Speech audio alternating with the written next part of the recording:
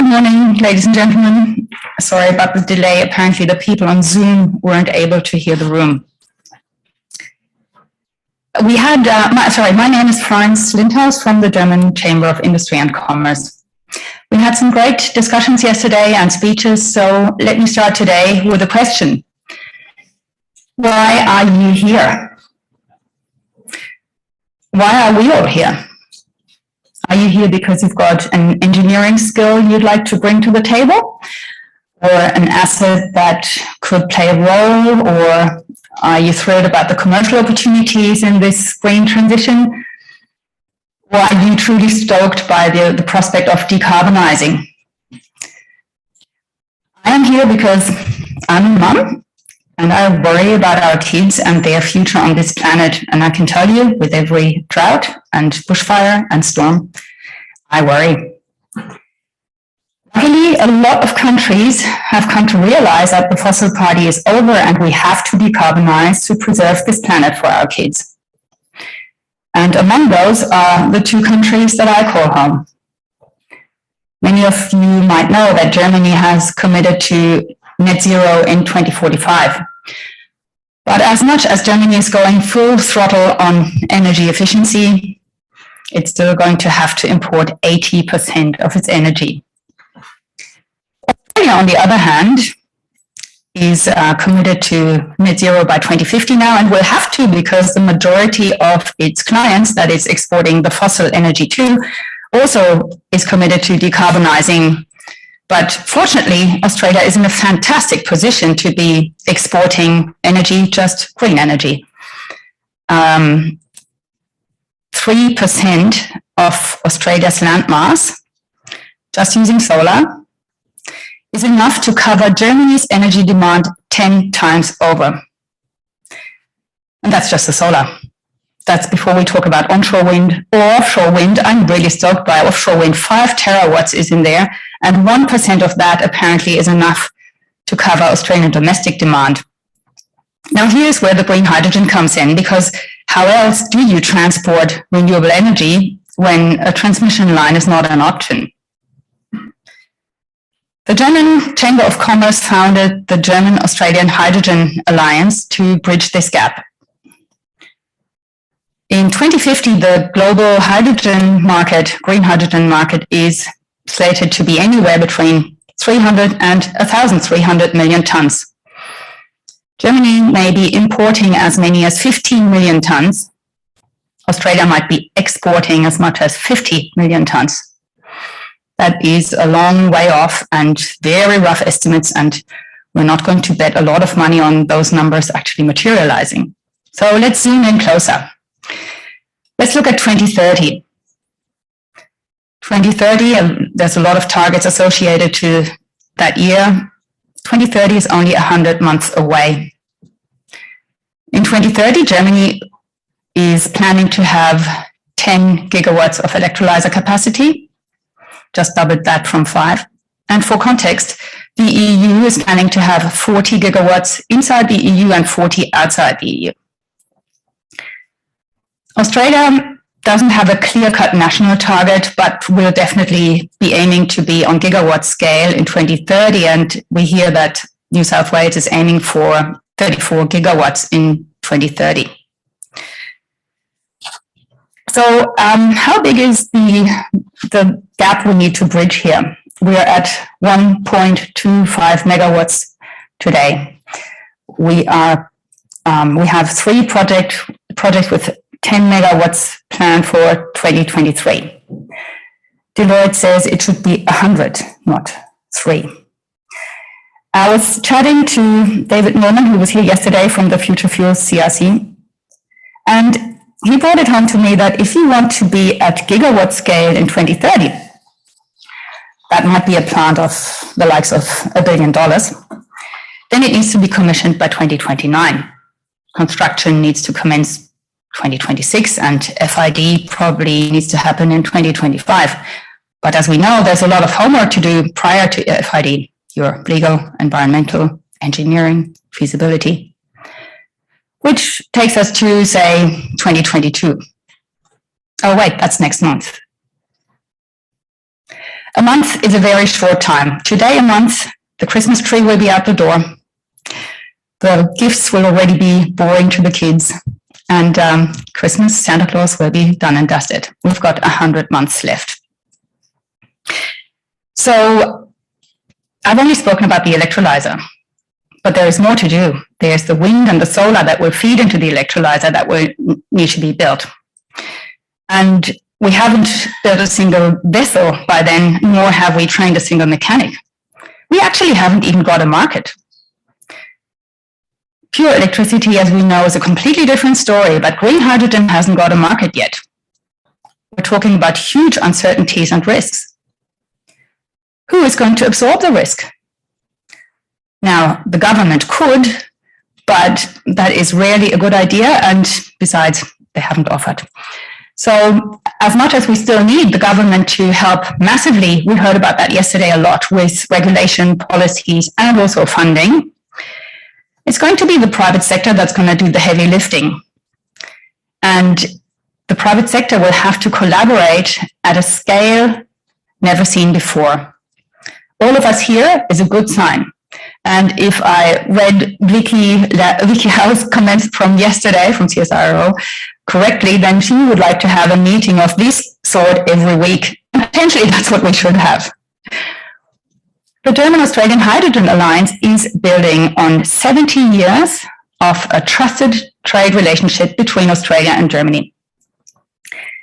The alliance brings together German tech companies with Australian enterprises, tries to create an import market in the EU for Australian green hydrogen, tries to smoothen regulatory hurdles, update on policy development and funding, generally bring together the stakeholders, accelerate what is there, and create what is needed for the mutual benefit of both the countries.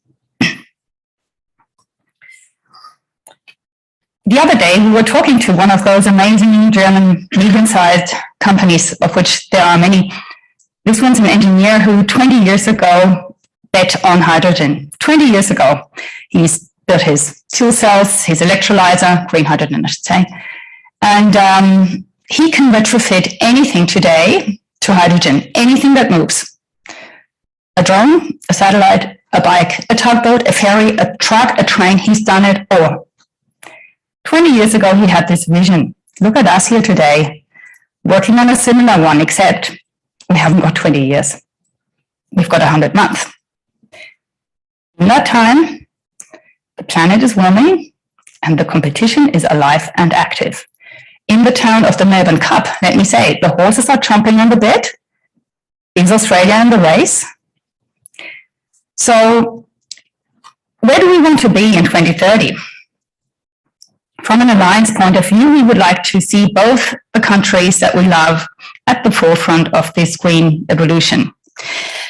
In an increasingly fossil-free world, we also want to look in the mirror or our kids in the eyes and say, we have given it our best.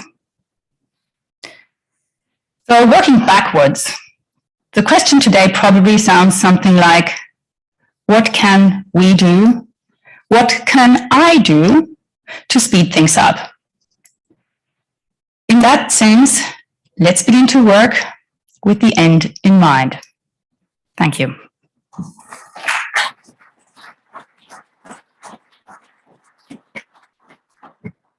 I would now like to introduce the first panel of the day, Towards Hydrogen Supply Chain Excellence. The moderator is Ms. Brioni O'Shea. I hope I'm pronouncing this right. Brioni is a specialist consultant at GPA Engineering with over 25 years energy sector experience in engineering, operations, and project management. She manages GPA's extensive hydrogen industry portfolio, which includes a broad range of projects from techno-economic analysis, strategy development and concept studies, to detailed design, construction management, and commissioning of some of Australia's first hydrogen facilities. Brioni's current focus areas are the regulatory and policy aspects of the emerging hydrogen economy and the broader transition to future fuels. She sits on the International Association for Hydrogen Safety Scientific Committee, is an industry advisor to the Future Fuels CRC, and a member of the Australian Standards Hydrogen Working Groups. Brioni is also chair of not-for-profit organisation Coringa, providing funding and technical support for emissions reduction projects in Australian local communities. In 2022, so just next year, around the corner, she will undertake a Churchill Fellowship traveling to the UK, Norway, France, Germany, and the Netherlands to understand how those countries are overcoming technical, regulatory, and social barriers to the introduction of hydrogen into their gas distribution networks. Let's welcome Brioni. Thanks so much, Florence. First of all, what an appropriate way to start the day. Thanks for your intro to me, but more so a bit of context setting for the day. I'll just check before I go on that you can hear me okay. Great. Okay, thanks again. I'll skip my own introduction because we are running a little behind time, other than to say that, as Florence mentioned, GPA have had some really fabulous experience in the emergence of the hydrogen economy in Australia, including support for AGIG's HypeSA facility in South Australia. So I'm encouraged to have the opportunities to speak with Vikram on this morning's panel. And I'm delighted to be chairing this panel with some new and some very familiar faces that I can say from first-hand experience have an excellent representation of both the domestic and the international hydrogen supply chain on the panel. We do have a very big and hearty topic to discuss, so I'd like to introduce each of our panel members briefly before handing over to each of them for an introduction on their particular focus area in the progression towards hydrogen supply chain excellence. So we have Andrew Tan, President and Chief Executive Officer of Chiyoda Oceania, and we have Phaedra Deckard, Chief Executive of TasGas, John Evans, hopefully in person, Managing Director of VOC South Pacific, Vikram Singh, Head of Hydrogen Development at AGIG, Jeremy Stone, Non-Executive Director and advisor to J-Power Latrobe Valley, and also Bilal Khan, General Manager of New Markets for Geelong Ports. So I'd like to just first of all, welcome Andrew to a very early start to the day from Perth. Thanks for joining us from all the way over there. And I'd like to hand over to Andrew to share a little bit about himself and Chiyoda's experience and focus in this search towards hydrogen supply chain excellence. Over to you, Andrew. Thanks, Brioni, and apologies to everyone there that I can't make it, but I'm stuck here in WA. Look, I represent Chiyoda Corporation for the Oceania region, and really since 2002, Chiyoda has been developing our liquid organic hydrogen molecules for shifting, storing, and transporting hydrogen from location to location.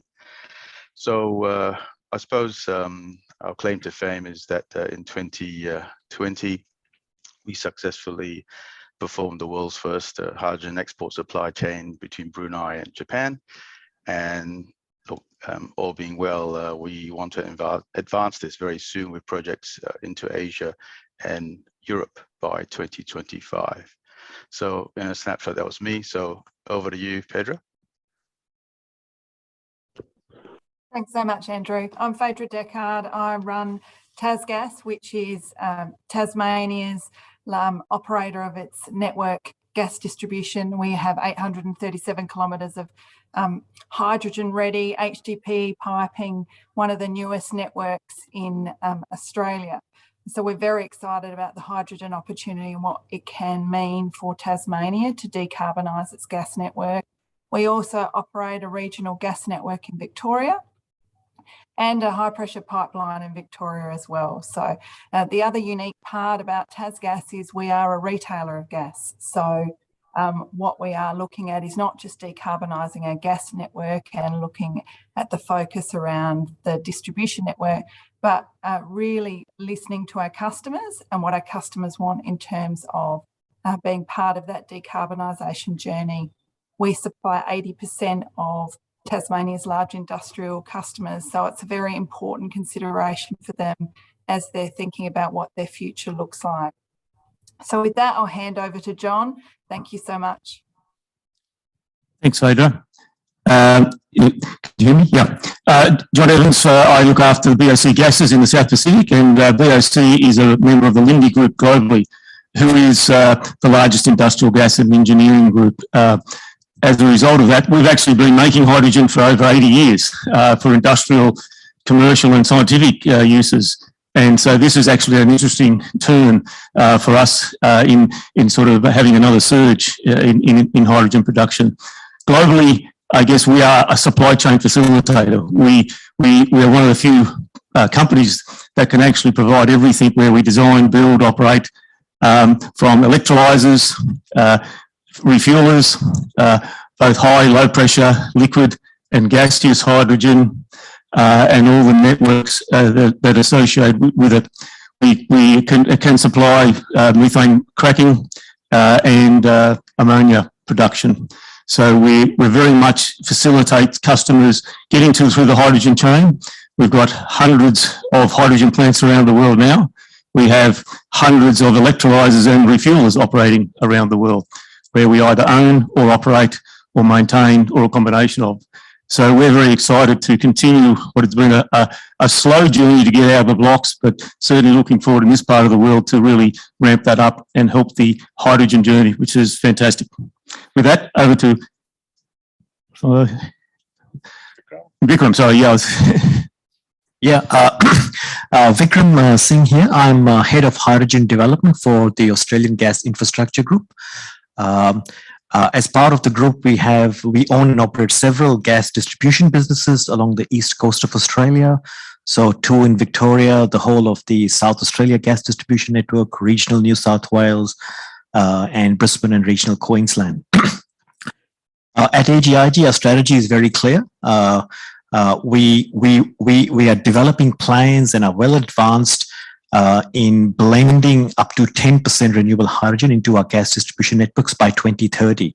So that takes us to about over 600 megawatts of electrolysis operational by 2030. This is not just a presentation on a PowerPoint. We're actually developing and delivering projects. We've recently commissioned a 1.25 megawatt project in Adelaide, blending 5% renewable hydrogen into the suburb of Mitchell Park. And we are expanding that out to thousands of customers over the next 6 months. So that's 1.25 megawatt, thousands of customers. Another project we're in construction right now is Hydrogen Park Gladstone, which does whole of the Gladstone network at 10% blend. That's thousands of customers as well. But we are rapidly scaling up because it's all about scale. Our next project is the 10 megawatt project in Wodonga, where 10% renewable hydrogen will be blended into the city networks of Wodonga and Albury, and 40,000 customers will be receiving 10% renewable hydrogen blended gas. We are on track to take FID by middle of next year, and it's really exciting. We're also developing plans, as I said, to hit 10%, so that's 600 megawatt plus of electrolysis. And our next project is we're looking at 40 megawatts and hundreds megawatt type projects, which are all in advanced feasibility stage. So, Fendra, to you, we're on track to have 600 plus megawatts in operation by 2030. With that scale, we're looking at adjacencies as well to supply other industrial markets, be it ammonia or MCH or supporting exporters, because we will by default become a large hydrogen producer. And by 2040, we want to have 100% hydrogen networks at the earliest, but by no later than 2050. And right now we're developing plans not only for 10% blending, but how do we go from 10 to 100% hydrogen networks. So really exciting to be part of this hydrogen transition. And I see momentum building, and certainly at AGIG, we're thinking scale and long term. Over to you, Jeremy. Thank you, Vikram. Good morning, everyone, and I acknowledge the traditional owners of the land we're on today. I'm a non-executive director and advisor to J-Power Latrobe Valley. J-Power is a large utility company, Japanese utility company, about 70 years old, with about 25 gigawatts of generation capacity. In terms of scale, that's about 2.5 times the generation capacity of AGL. We are 50% renewable in Japan, made up primarily of pumped hydro and wind. We invest in a range of clean energy technologies around the world. That's solar, wind, biomass, pumped hydro, and hydrogen, the topic today. Our interest in Australia is both, if you use the colours, both green and blue hydrogen. The blue hydrogen project, we're part of a large group involved in the hydrogen energy supply chain project. So in that project, the pilot is already complete, and our vision is to have a carbon neutral hydrogen production with carbon capture and storage, whereby we extract the hydrogen from Latrobe Valley coal and biomass mix, utilise the CO2 which is extracted in the same process, and store the rest in a carbon storage site. Very much looking forward to the conversation this morning. Bilal, over to you. Thanks, Jeremy. I'd like to start by acknowledging the traditional owners of the lands and waters where we operate and where we meet today, which is the Wurundjeri people. I'm conscious that it's Aboriginal land, always was, always will be, and pay my respects to the elders past, present, and emerging. My name is Bilal. I'm the General Manager for New Markets at Geelong Port. For those of you who don't know, we're the second largest port in Victoria, and we have the ambition of being the most sustainable bulk port in all of Australia. For us, sustainability is a core value, and it's a journey. And as part of our journey, we announced the Geelong Hydrogen Hub just last week, which is intended to bring together the like-minded businesses who want to generate and use green hydrogen and be part of our sustainability journey. We're partnering with Startup Bootcamp, who are responsible for managing the Geelong cluster, taking a grassroots approach to help decarbonize Victoria's energy demand. So looking forward to this session. Over to you. Thanks very much.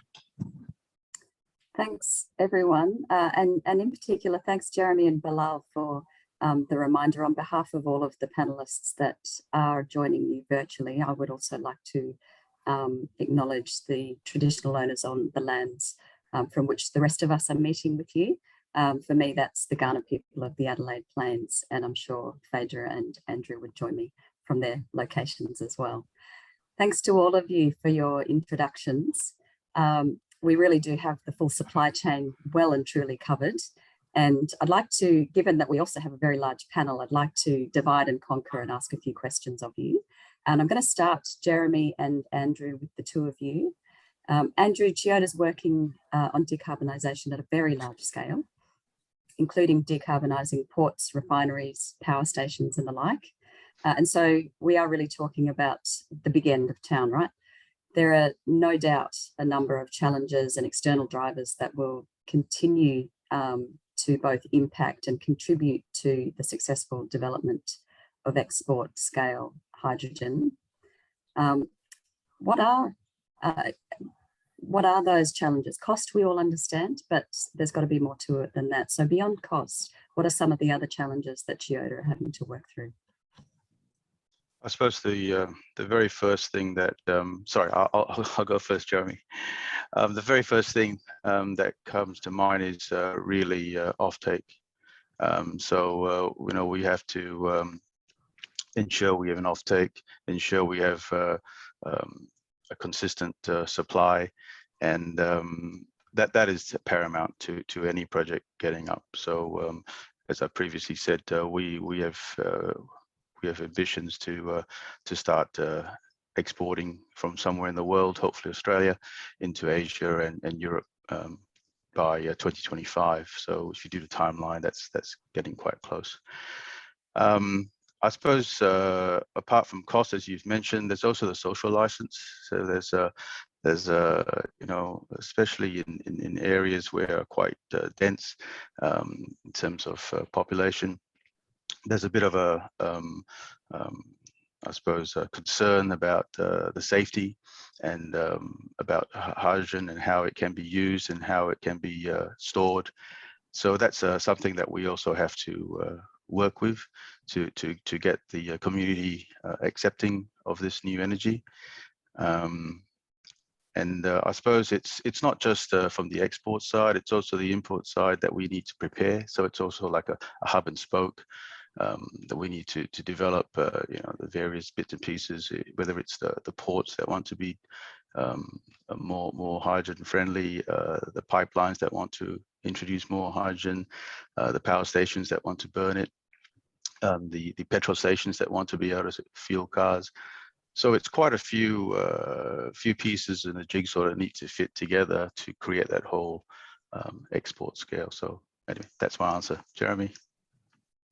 Thank you. Full supply chain covered, Andrew. So Jeremy, you're obviously focused on a similar scale, starting with the demonstration scale. What are your focus areas? Yeah, thank you. So I also agree it's demand and social license. So in terms of demand, we need the technology to develop, not from the production side, which is understood, but it's actually from the demand side. So in Japan, they currently import around about 90% of their fuel as fossil fuel. So there's a lot of work going on now to develop generators which can either run on a mixture of coal and ammonia, or work on ammonia direct, 100% ammonia or 100% hydrogen. So it's going to take a while for that to be developed to a stage where it can be commercialized. So that's going to be the big demand pool of the hydrogen which we can produce and export here in Australia for Japan. But even if you take transportation, for example, even transportation, we know that we've got the fuel cell electric vehicles, but how long is it going to take to actually build and start commissioning, you know, tens of thousands, hundreds of thousands of fuel cell electric vehicles? So there's going to be a lag time between even a technology being suitable all the way to it being implemented at scale. So our hydrogen production is liquid hydrogen. We'll talk about that later, but that will be a direct source of fuel for those hydrogen power stations as well as the transportation. So in short, demand and social license.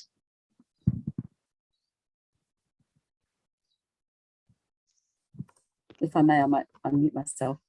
I'll throw to Bilal as well, because obviously, Bilal, you're focused on the decarbonisation of Geelong ports. So no doubt you have quite strong views also as to what the barriers are for you developing an export scale port for hydrogen export.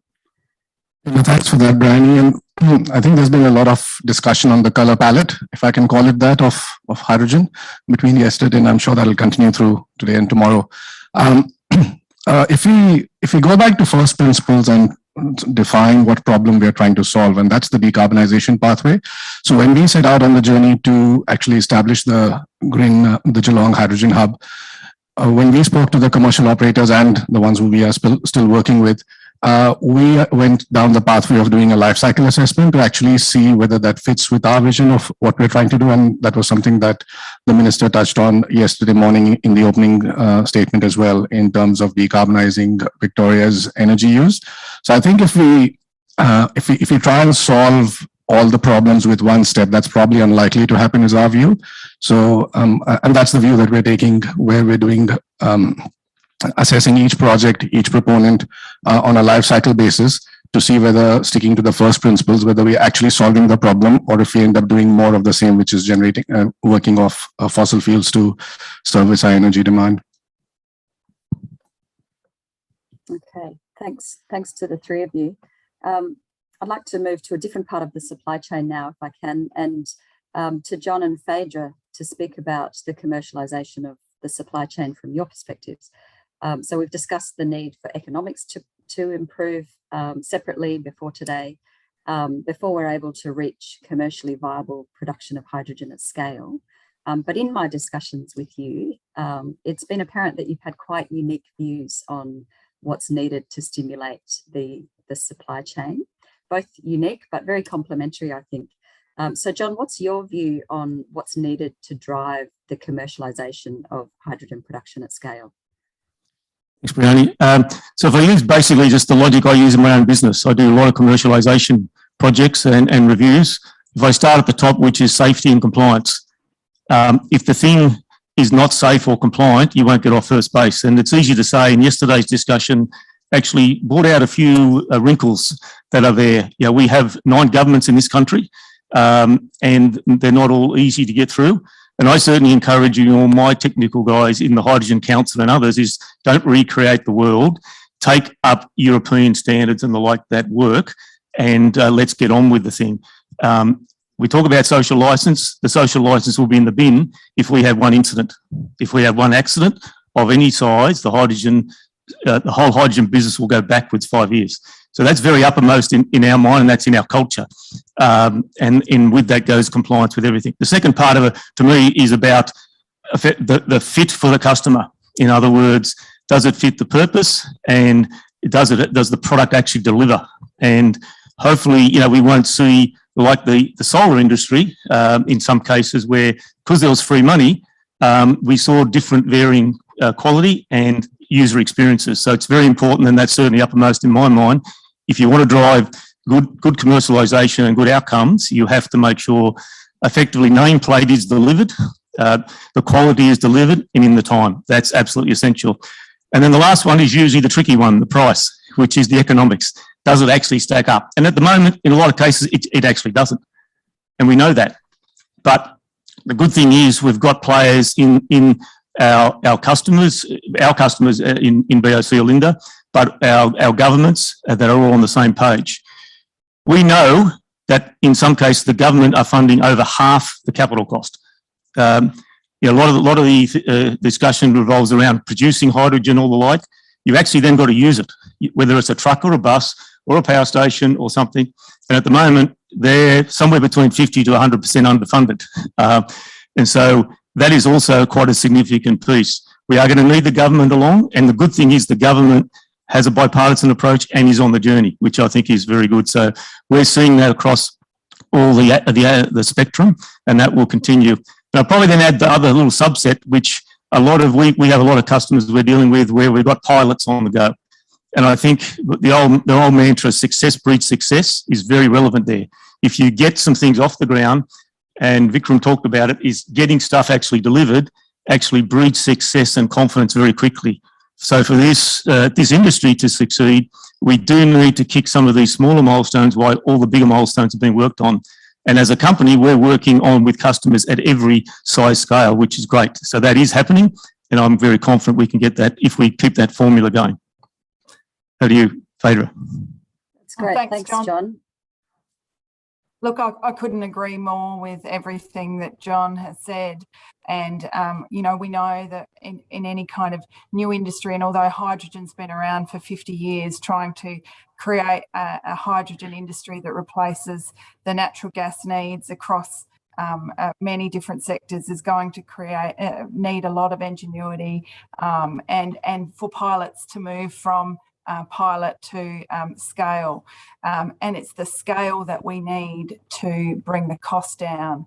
And what's often lost in this debate is that we actually need to develop a market, and most customers are focused on the same things they've always been focused on in that energy trilemma, which is affordability, security of supply, and that it's an environmentally sound solution. So hydrogen ticks most of those boxes, but not the affordability box at this stage.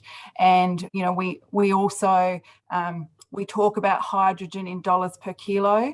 We talk about gas in dollars per gigajoule. So it's very difficult for customers at the customer end to understand, well, what is the actual end price they're going to see?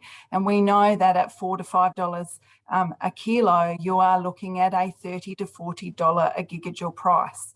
At the moment, even with the tight natural gas market, we are seeing a $8 to $10 a gigajoule price in the markets. That is a big difference, a big contract for difference that needs to be created.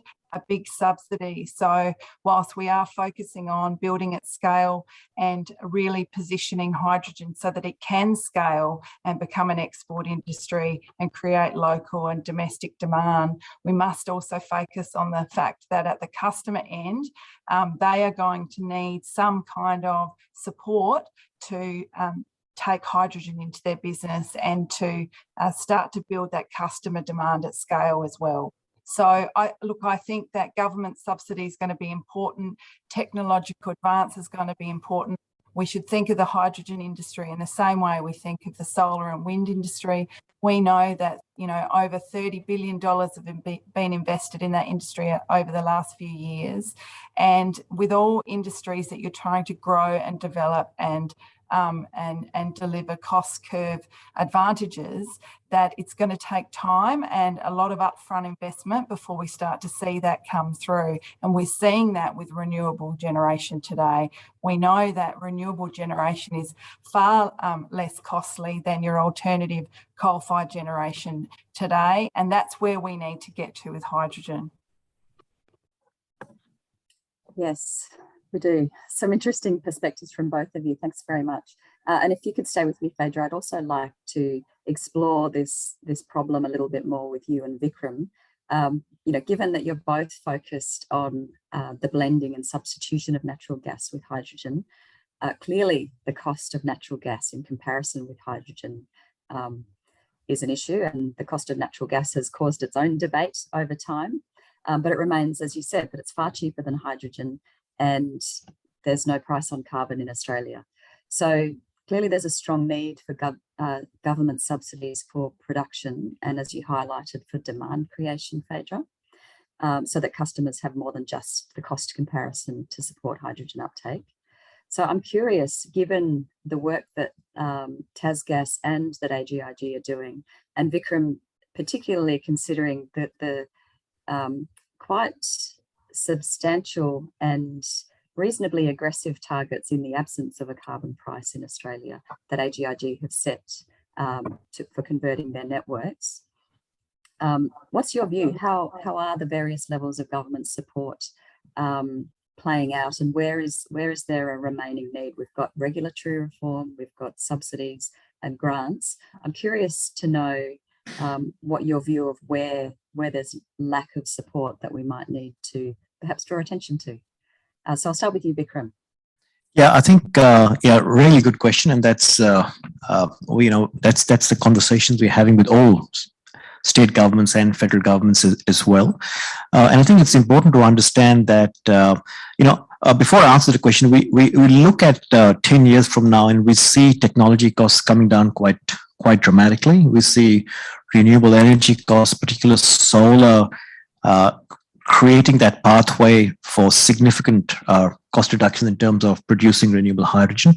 So we see a pathway to cost competitiveness right here. So the trick really is, you know, how do we get these projects at scale to meet customer demand in the interim, right here? And that is where looking back on the subsidies and the support which the wind and the solar industry has received over the last 15, 20 years, we need to do something similar, perhaps not as aggressive, but something similar to support demand, certainly for gas blending, right? And we are seeing beginnings of that emerging, for example, with the New South Wales sort of scheme, which they've come up with. We know that other states are looking at similar sort of incentives to support demand, right here. So we remain optimistic, right? And the other thing is, you know, we're seeing a lot of innovation in the production space and the sharing of value between the renewable energy sector and hydrogen production sector, right? So those two sectors are coming together and sharing the value which flexible electrolysis delivers to the overall market and the energy system, right?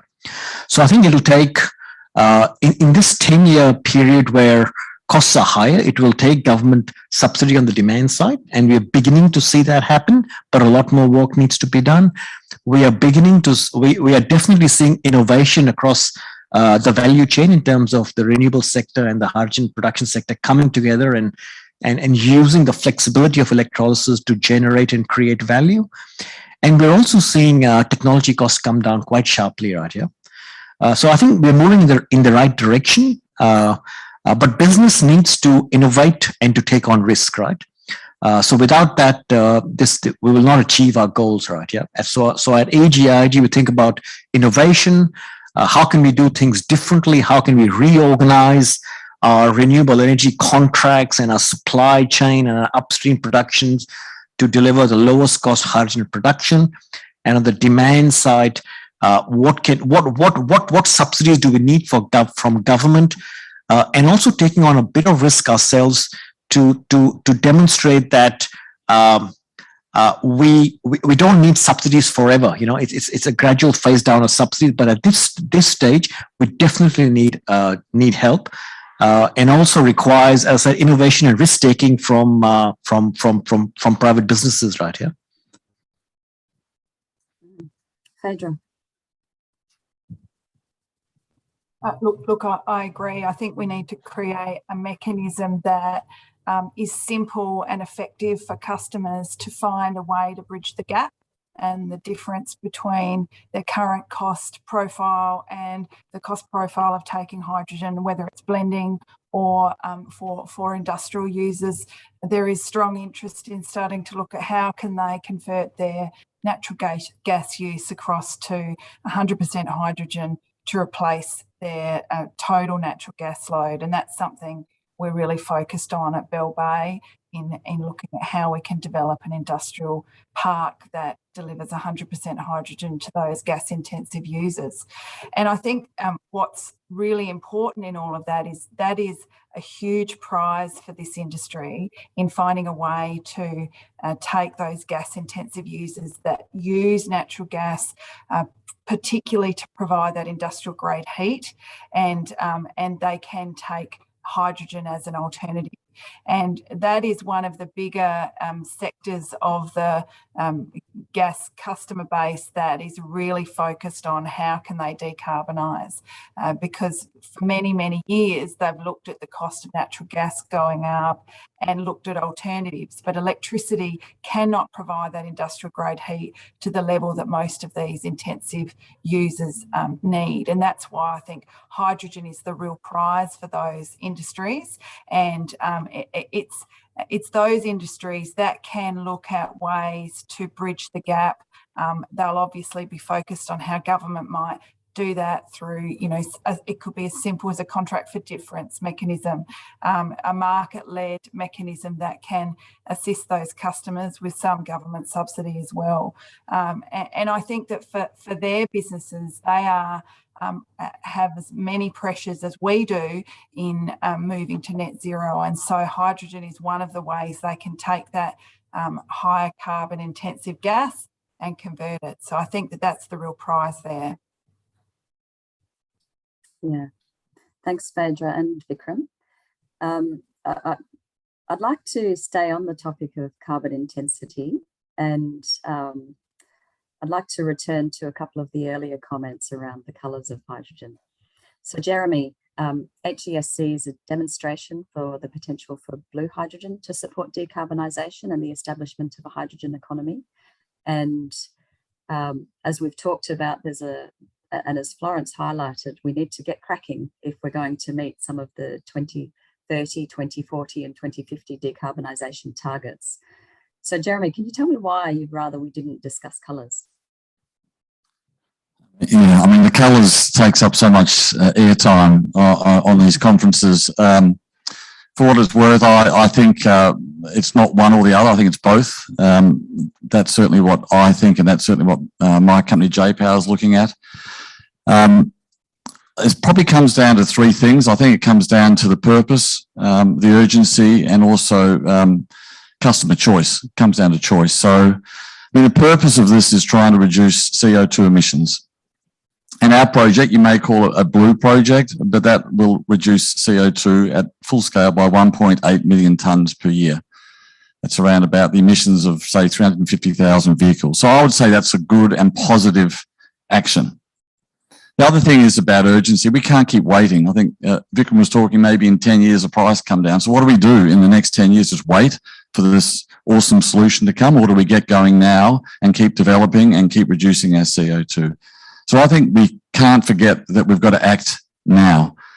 And the third thing is customer choice, and the customers need something more than just colours. Colours is not enough for them to understand what it might mean. And so therefore carbon intensity is a good basis. In other words, for example, the kilos of CO2 per kilo of hydrogen. If we have a tradable basis of that, then customers can choose what they need based upon their own emissions reduction targets, as well as the price point which suits their own business needs.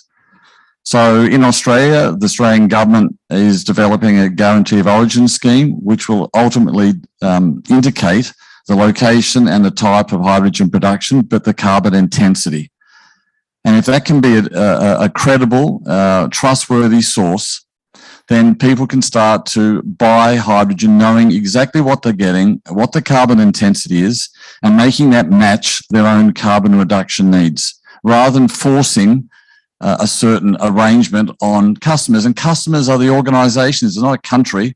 It's made up of organisations choosing what they need to have to energise and to fuel their business. So I think ultimately the guarantee of origin scheme is going to be the basis to trade globally, enabling all forms of hydrogen, and let the customer decide. Thanks, Jeremy. I'm curious to hear from Bilal on this point, because Geelong Ports is obviously very focused on the establishment of a hydrogen hub at Geelong. Do you foresee the export of different carbon intensity hydrogen through Geelong Port? Well, thanks for that, Brian. Sorry, I'm beginning to lose my voice. I agree with Jeremy's point. Ultimately, the markets will dictate, and that's the pathway we've taken, where in prosecuting the different commercial operators and the proposals that have been put forward, things like hydrogen from biomass, or creating a circular economy that has positive environmental impacts. And the other part that has been interesting in our journey towards establishing the Geelong Hydrogen Hub has been that because we've taken a commercial lens to it, there are commercial operators who are looking at export opportunities as well as domestic opportunities, albeit I think there's been conversations yesterday that the domestic market, especially the transmission network, apart from the work that Vikram alluded to, is probably not as ready as we would have liked it to be. But again, we've got to keep working towards that. So yeah, our position has been on a long life cycle assessment to prosecute each opportunity and each commercial model to make sure that we are heading in the right direction, as opposed to taking a blanket approach and dare I say, be obsessed with the color of hydrogen coming out, although as I understand it's colorless.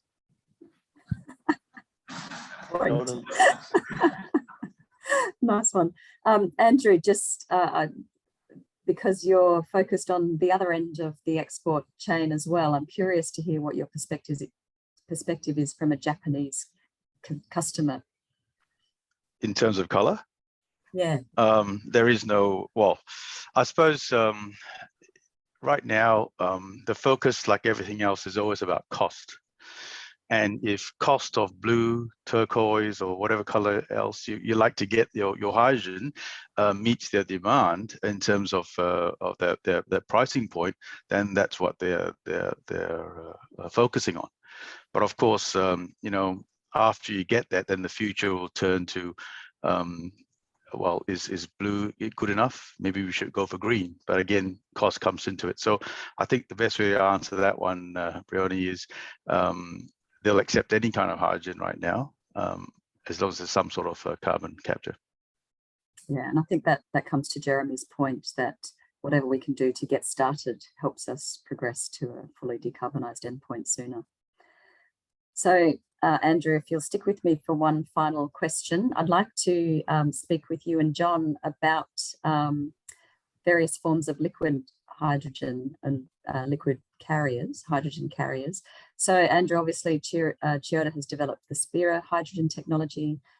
John, while BOC has both liquefaction and ammonia capability.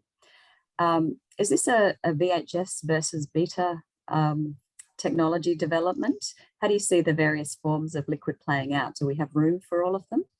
Andrew, I'll start with you. I truly believe there's room for all of it, but I think we also need to make the distinction that if you want ammonia, you're going to export and import ammonia, and if you want hydrogen, you're going to export and import hydrogen in the various forms. Look, you know, Chiyoda is best renowned for LNG projects. We're the world's largest engineering construction company for LNG, so we know how to liquefy gas. And very early on, in 2002, when we made the decision to go the Spera technology, we realized that the cryogenic method would take a bit longer. So that's why we went down the path of Spera, which is the MCH. I'm not, we can do ammonia as well. We can do cryogenic as well, but as Jeremy has said, and various others in the panel, we need to start somewhere. So we believe our technology is best in terms of using existing infrastructure. It's a liquid at ambient temperature and pressure, so it's going to get the ball rolling. But in the future, when it becomes a true energy source, we believe all vectors will be used. Okay, that's probably good, John. Yeah, so similar to Andrew, I mean, I would agree the market will determine, like anything. Though, from our point of view, we've listened to the market, and I guess it's the market what's pushing us.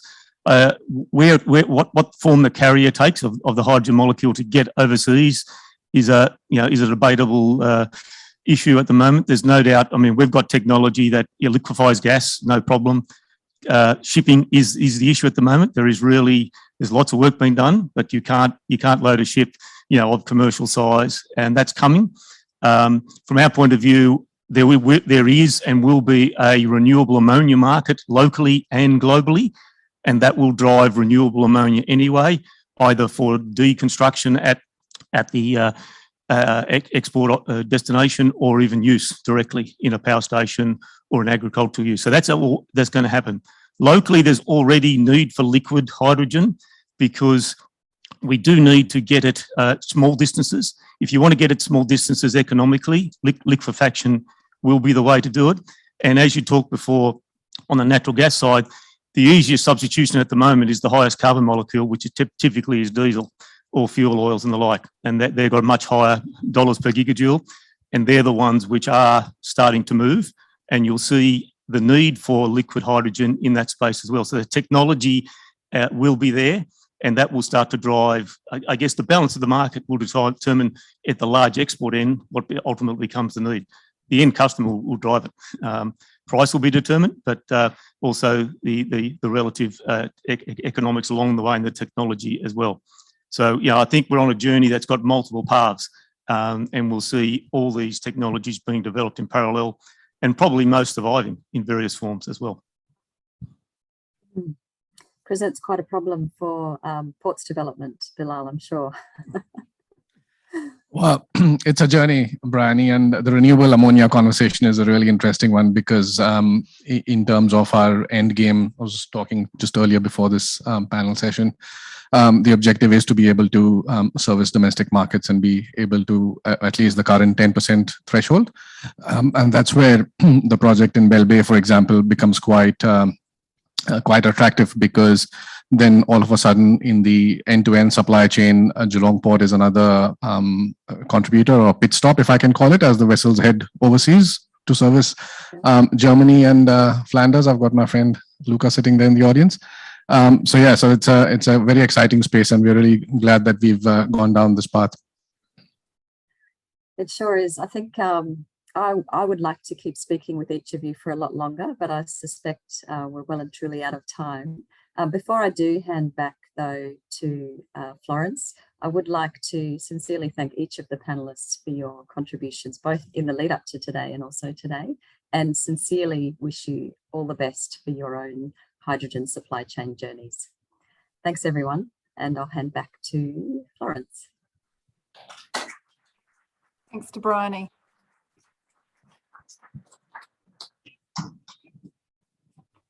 Thank you, Bryony. That was lovely. Our next speaker is Philippe Villemot from John Cockerell, presenting John Cockerell's roadmap towards large-scale hydrogen production. Philippe is an engineer who graduated from ECAM in Brussels with a business experience in Taiwan, Singapore, USA, and now our dirty old town in Australia. He has been associated with John Cockerell since for 10 years, actually, in various domains. I can't pronounce siderurgy. What is the S word? Okay, S word. No, siderurgy, whatever. Thank you. Steel industry, extractive metallurgy, environment, and now energy. He's now the Australian sales representative for the John Cockerell Hydrogen Division that was created 2 years ago. Welcome, John.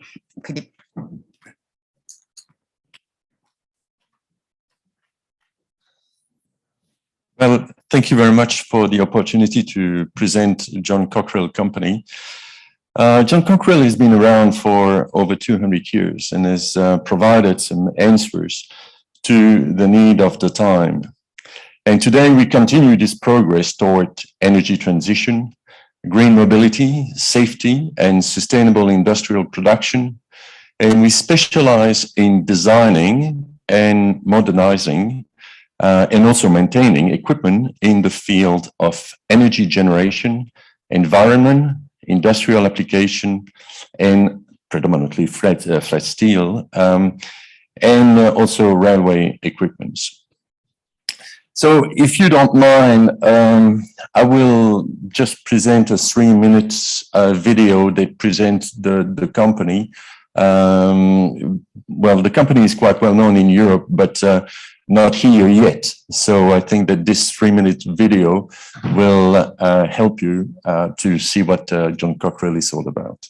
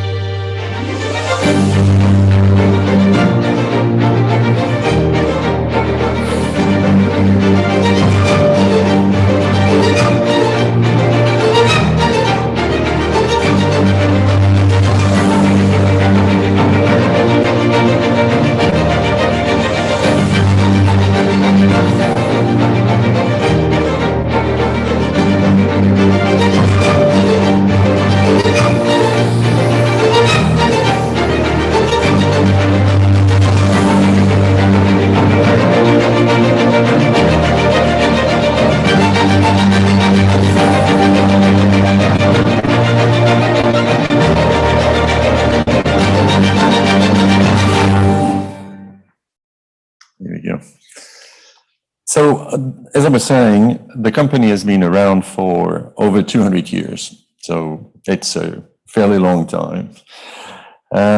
We have over 6,500 employees worldwide. The turnover is over 1 billion euro, and that was in 2020. We have over 25 years experience in the field of hydrogen solutions. We estimate our market shares in the electrolyzers market as a manufacturer worldwide to be around 20%. And we have over 1,000 references that has been delivered worldwide. So in the video, we were talking about meeting the needs of our time. We want first to identify what the need that we want to meet. We want to facilitate access to renewable energy. We also want to improve the production system in the industry and doing that sustainably. We want to preserve the natural resources, contribute to greener mobility, and also fighting against insecurity. Our sectors of activity are predominantly the energy sector, which is what we are talking about today. We are involved in the environment, where we have solutions for liquid treatment and gas treatment. We're also in the defense, in the industry sectors, predominantly flat steel production, but we have solutions for many specific industries.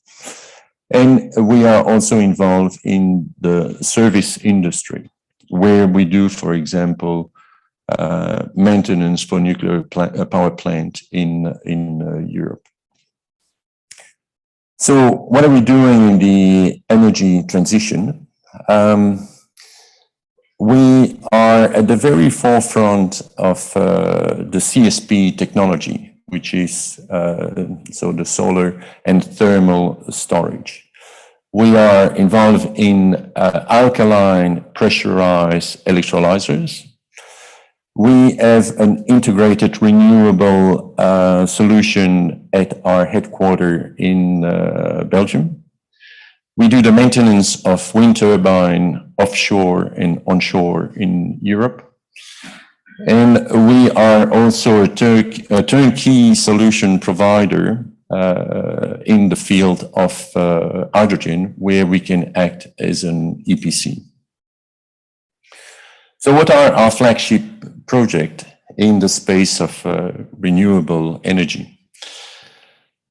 The first flagship would be the project called Cerro Dominador, which is the biggest CSP plant in the world. It was the installed power is 110 megawatt electric with a storage of 17.5 hours, and it's now fully commissioned. So it is synchronized on the grid.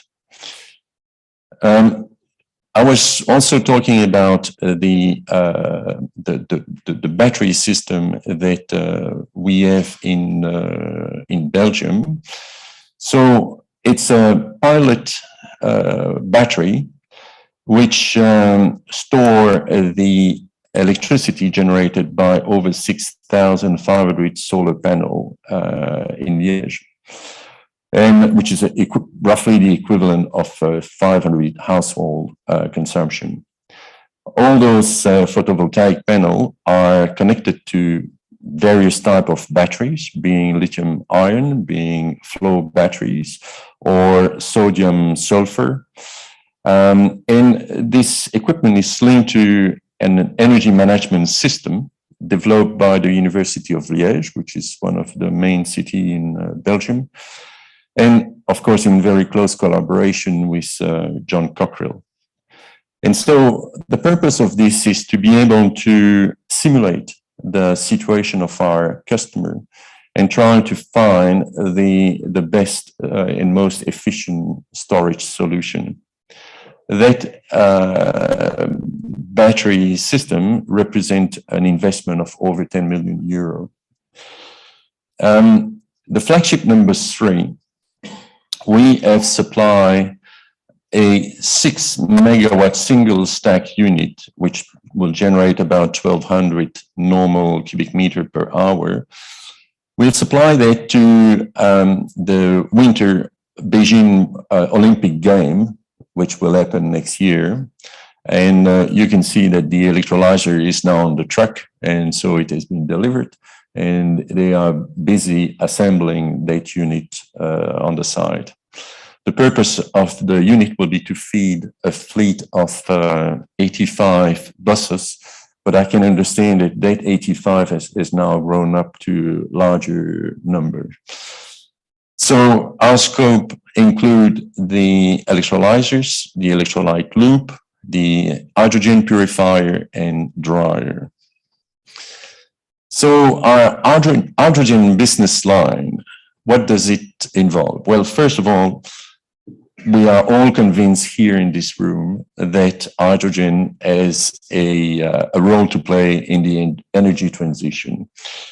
We are also all convinced that Australia is the place to be for renewable energy. We have plenty of land, we have the sun, the wind, so we are all convinced of this.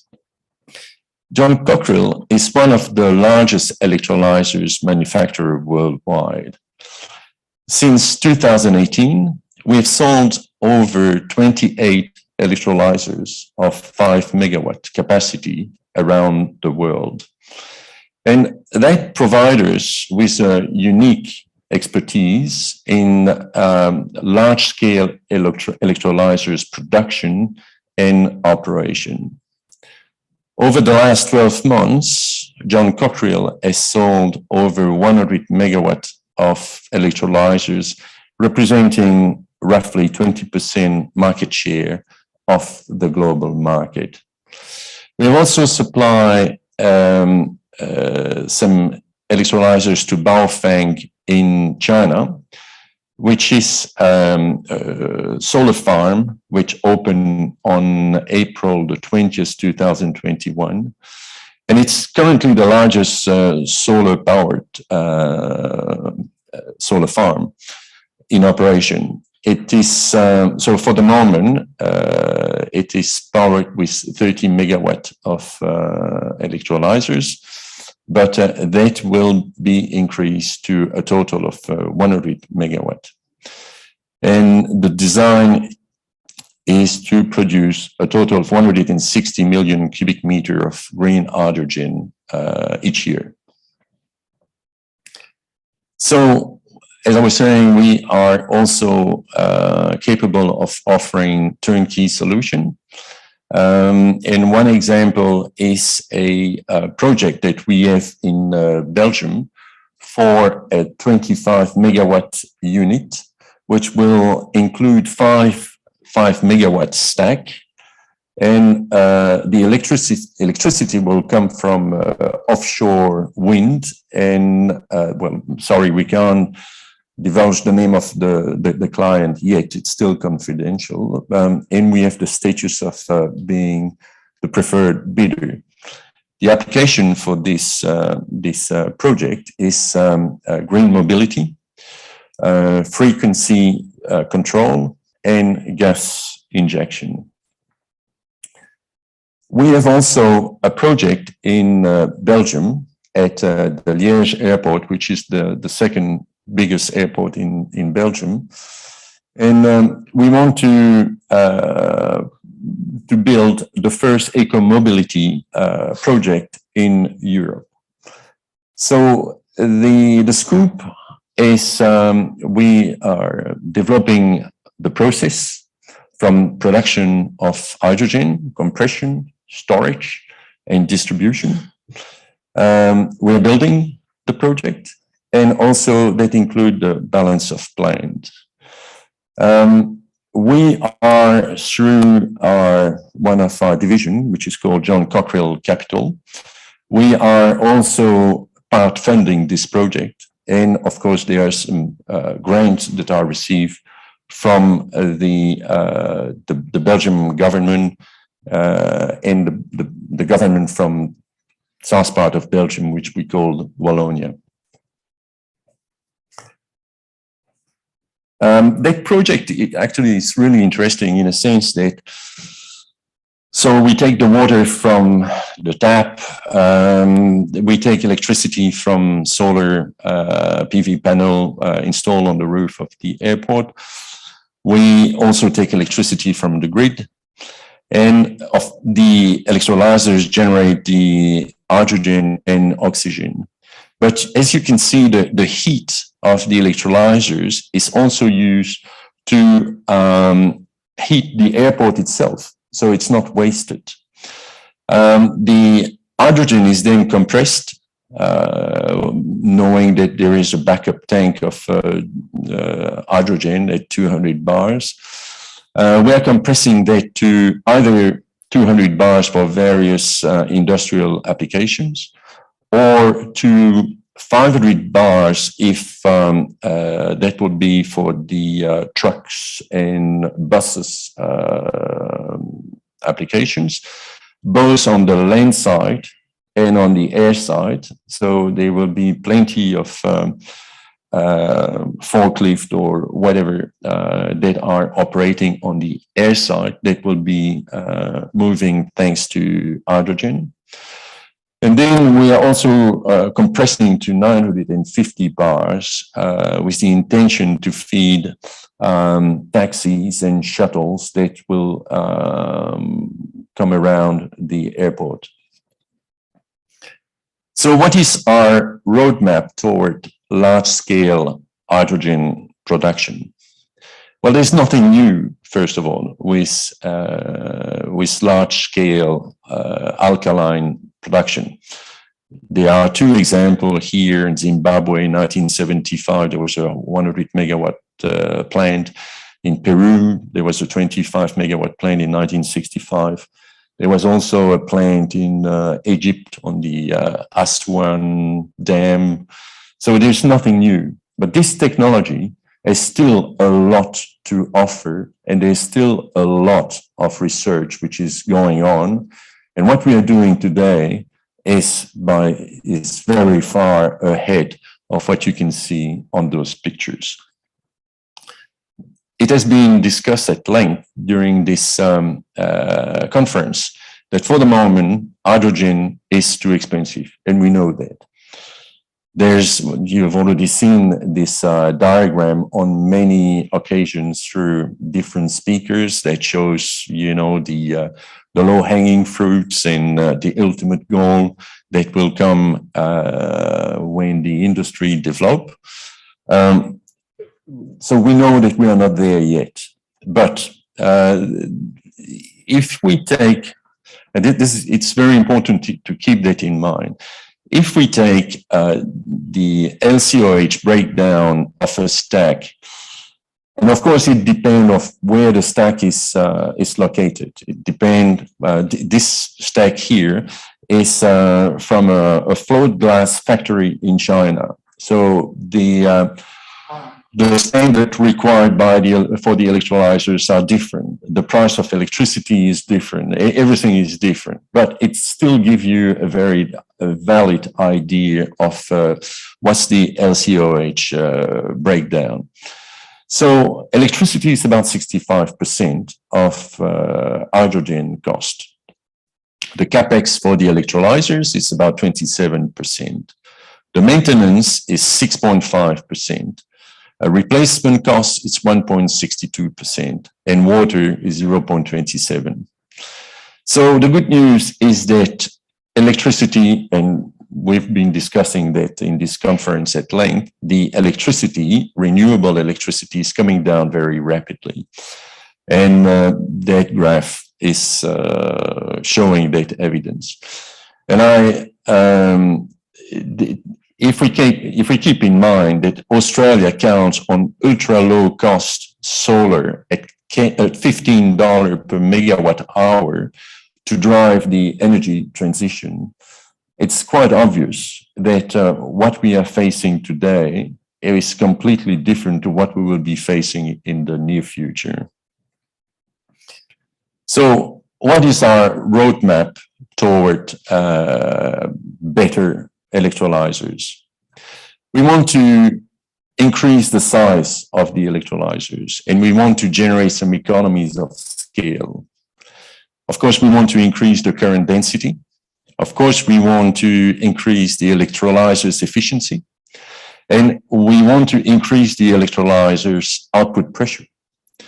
Of course, we want to increase also the life expectancy, and we want to standardize the equipment so we can generate some saving on the on-site assembly.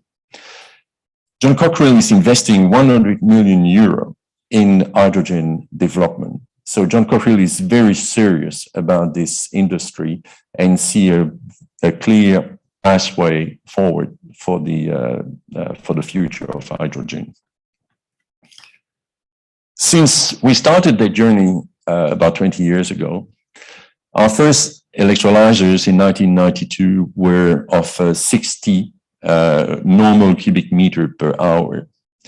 Today, our standard stack is 5 megawatt. It's a stack at 32 bars pressure. And we are selling this since 2017. The purpose, and that's for 2022, is to have a 7.5 megawatt unit that will generate 1,500 normal cubic meter per hour. So where are we in this development? Well, on the 26th of November 2021, we've completed the assembly of two 1,300 normal cubic meter per hour unit, which is 6.5 megawatt. And those two units have been ordered by the Chinese company Huanyang Group. And so it's on its way. Why do we want to go with a larger unit? The purpose is to reduce the CapEx and the OpEx. Here we have a very interesting chart which compare a solution with 5 megawatt electrolyzers compare with 5 units of 1 megawatt.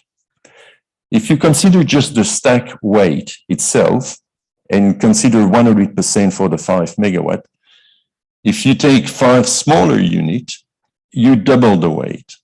So price of steel is all known by everybody. If you double the weight, you double the weight of steel and therefore double the cost. The pressure vessel price differential is also basically double the price. The piping price differential is 143%. The instrumentation, it's every electrolyzers need its own set of instrumentation. So there it's 500%. And all the electrical scope being transformer and rectifier and others, it goes up to 230%. The footprint is 312%.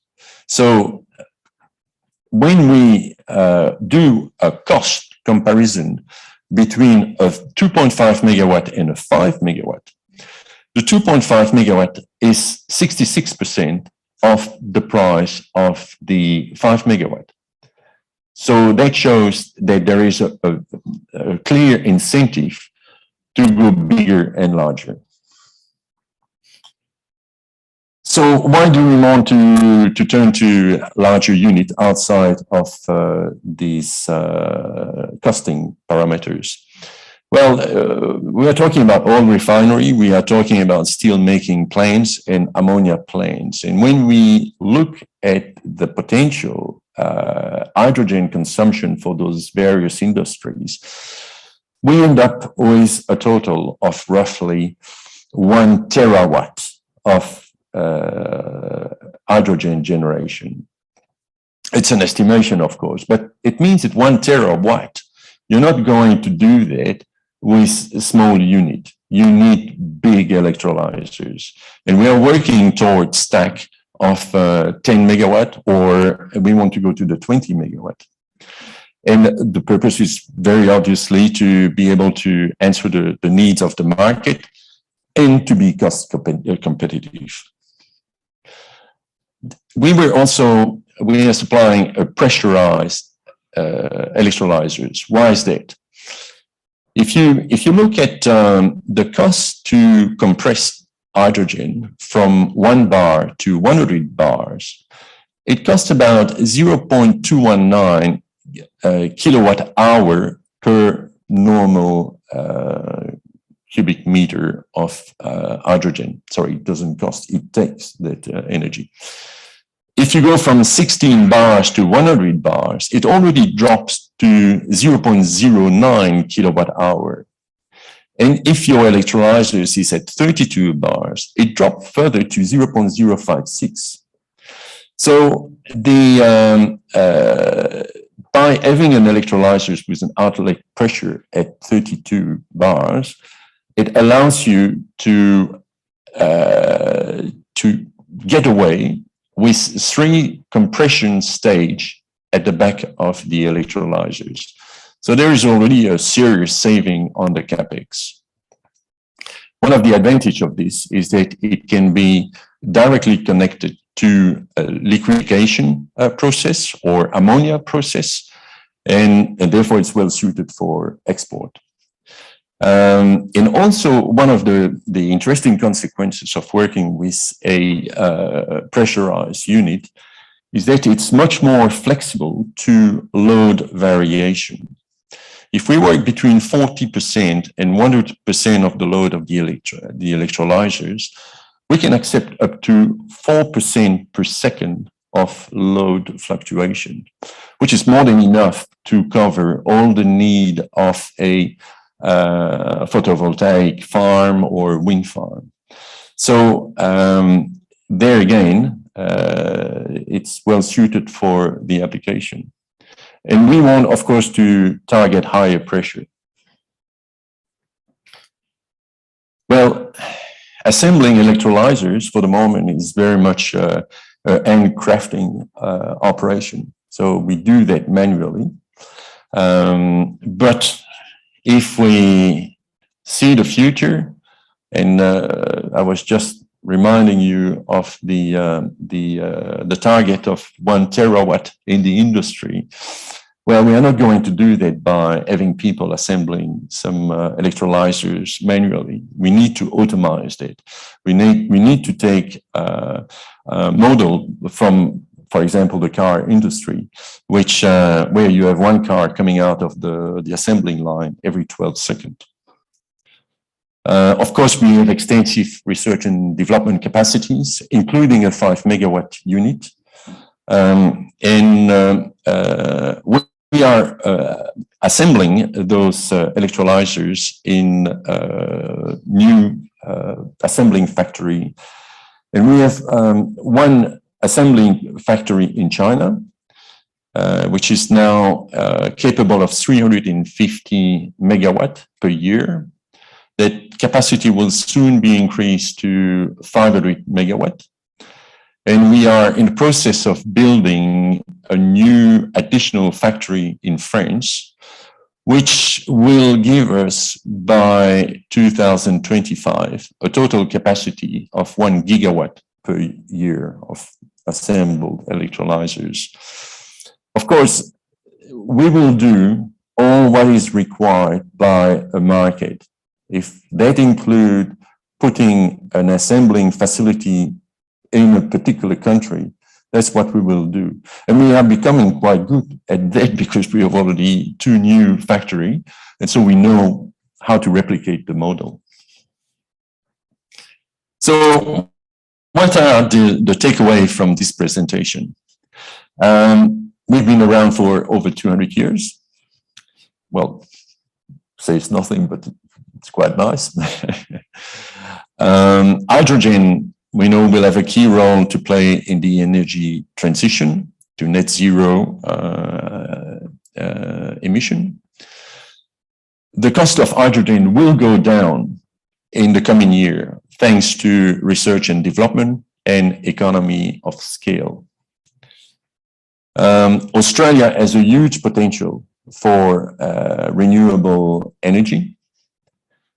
And of course, as it has been said quite often in the presentation, subsidies is essential to kickstart this industry. So thank you very much. We have a stand at in the hall over there. You're most welcome to have a chat. So thank you very much.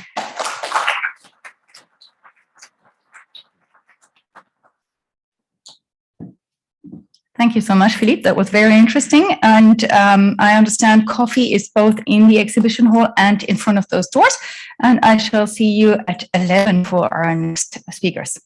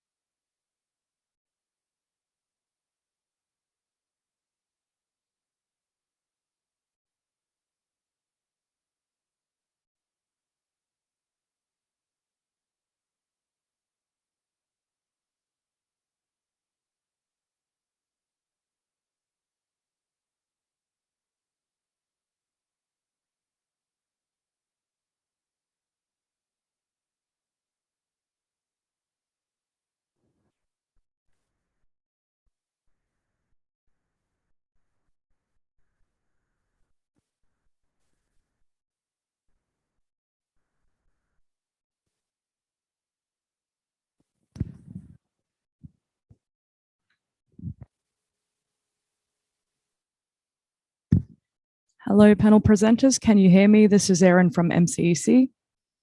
Yes, I can. I can hear you. Thank you.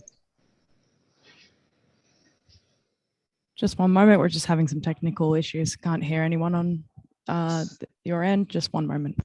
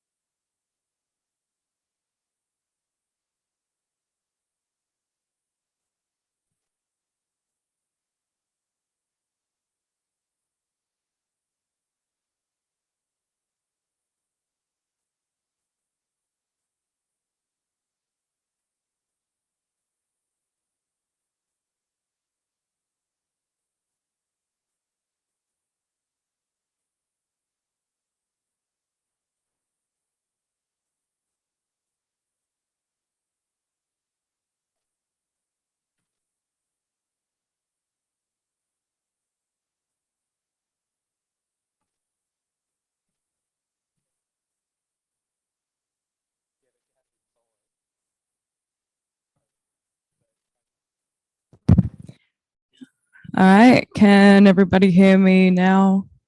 Yep. Okay, all good. I'll just need everyone to put their cameras on so I can have a nice look at everybody that's presenting for the panel.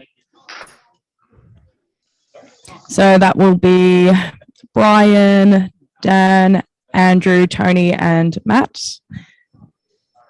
Yep. I'll just get my fancy camera here to spin the other direction. There we go. All good. Yep, everyone is all framed. Lighting looks great. I'll just ask that throughout the panel session that you'll remain muted until it's your turn to speak. And should we keep videos on or? Yeah, absolutely. Yeah, please keep your videos on the whole panel session. And also just be mindful with the chat function. Please do not use it during the panel session either, because it will pop up on screen and we can't get rid of it and everyone will be able to see what you're typing. Overall, all good. Have a great presentation and we should be starting fairly soon. Thank you.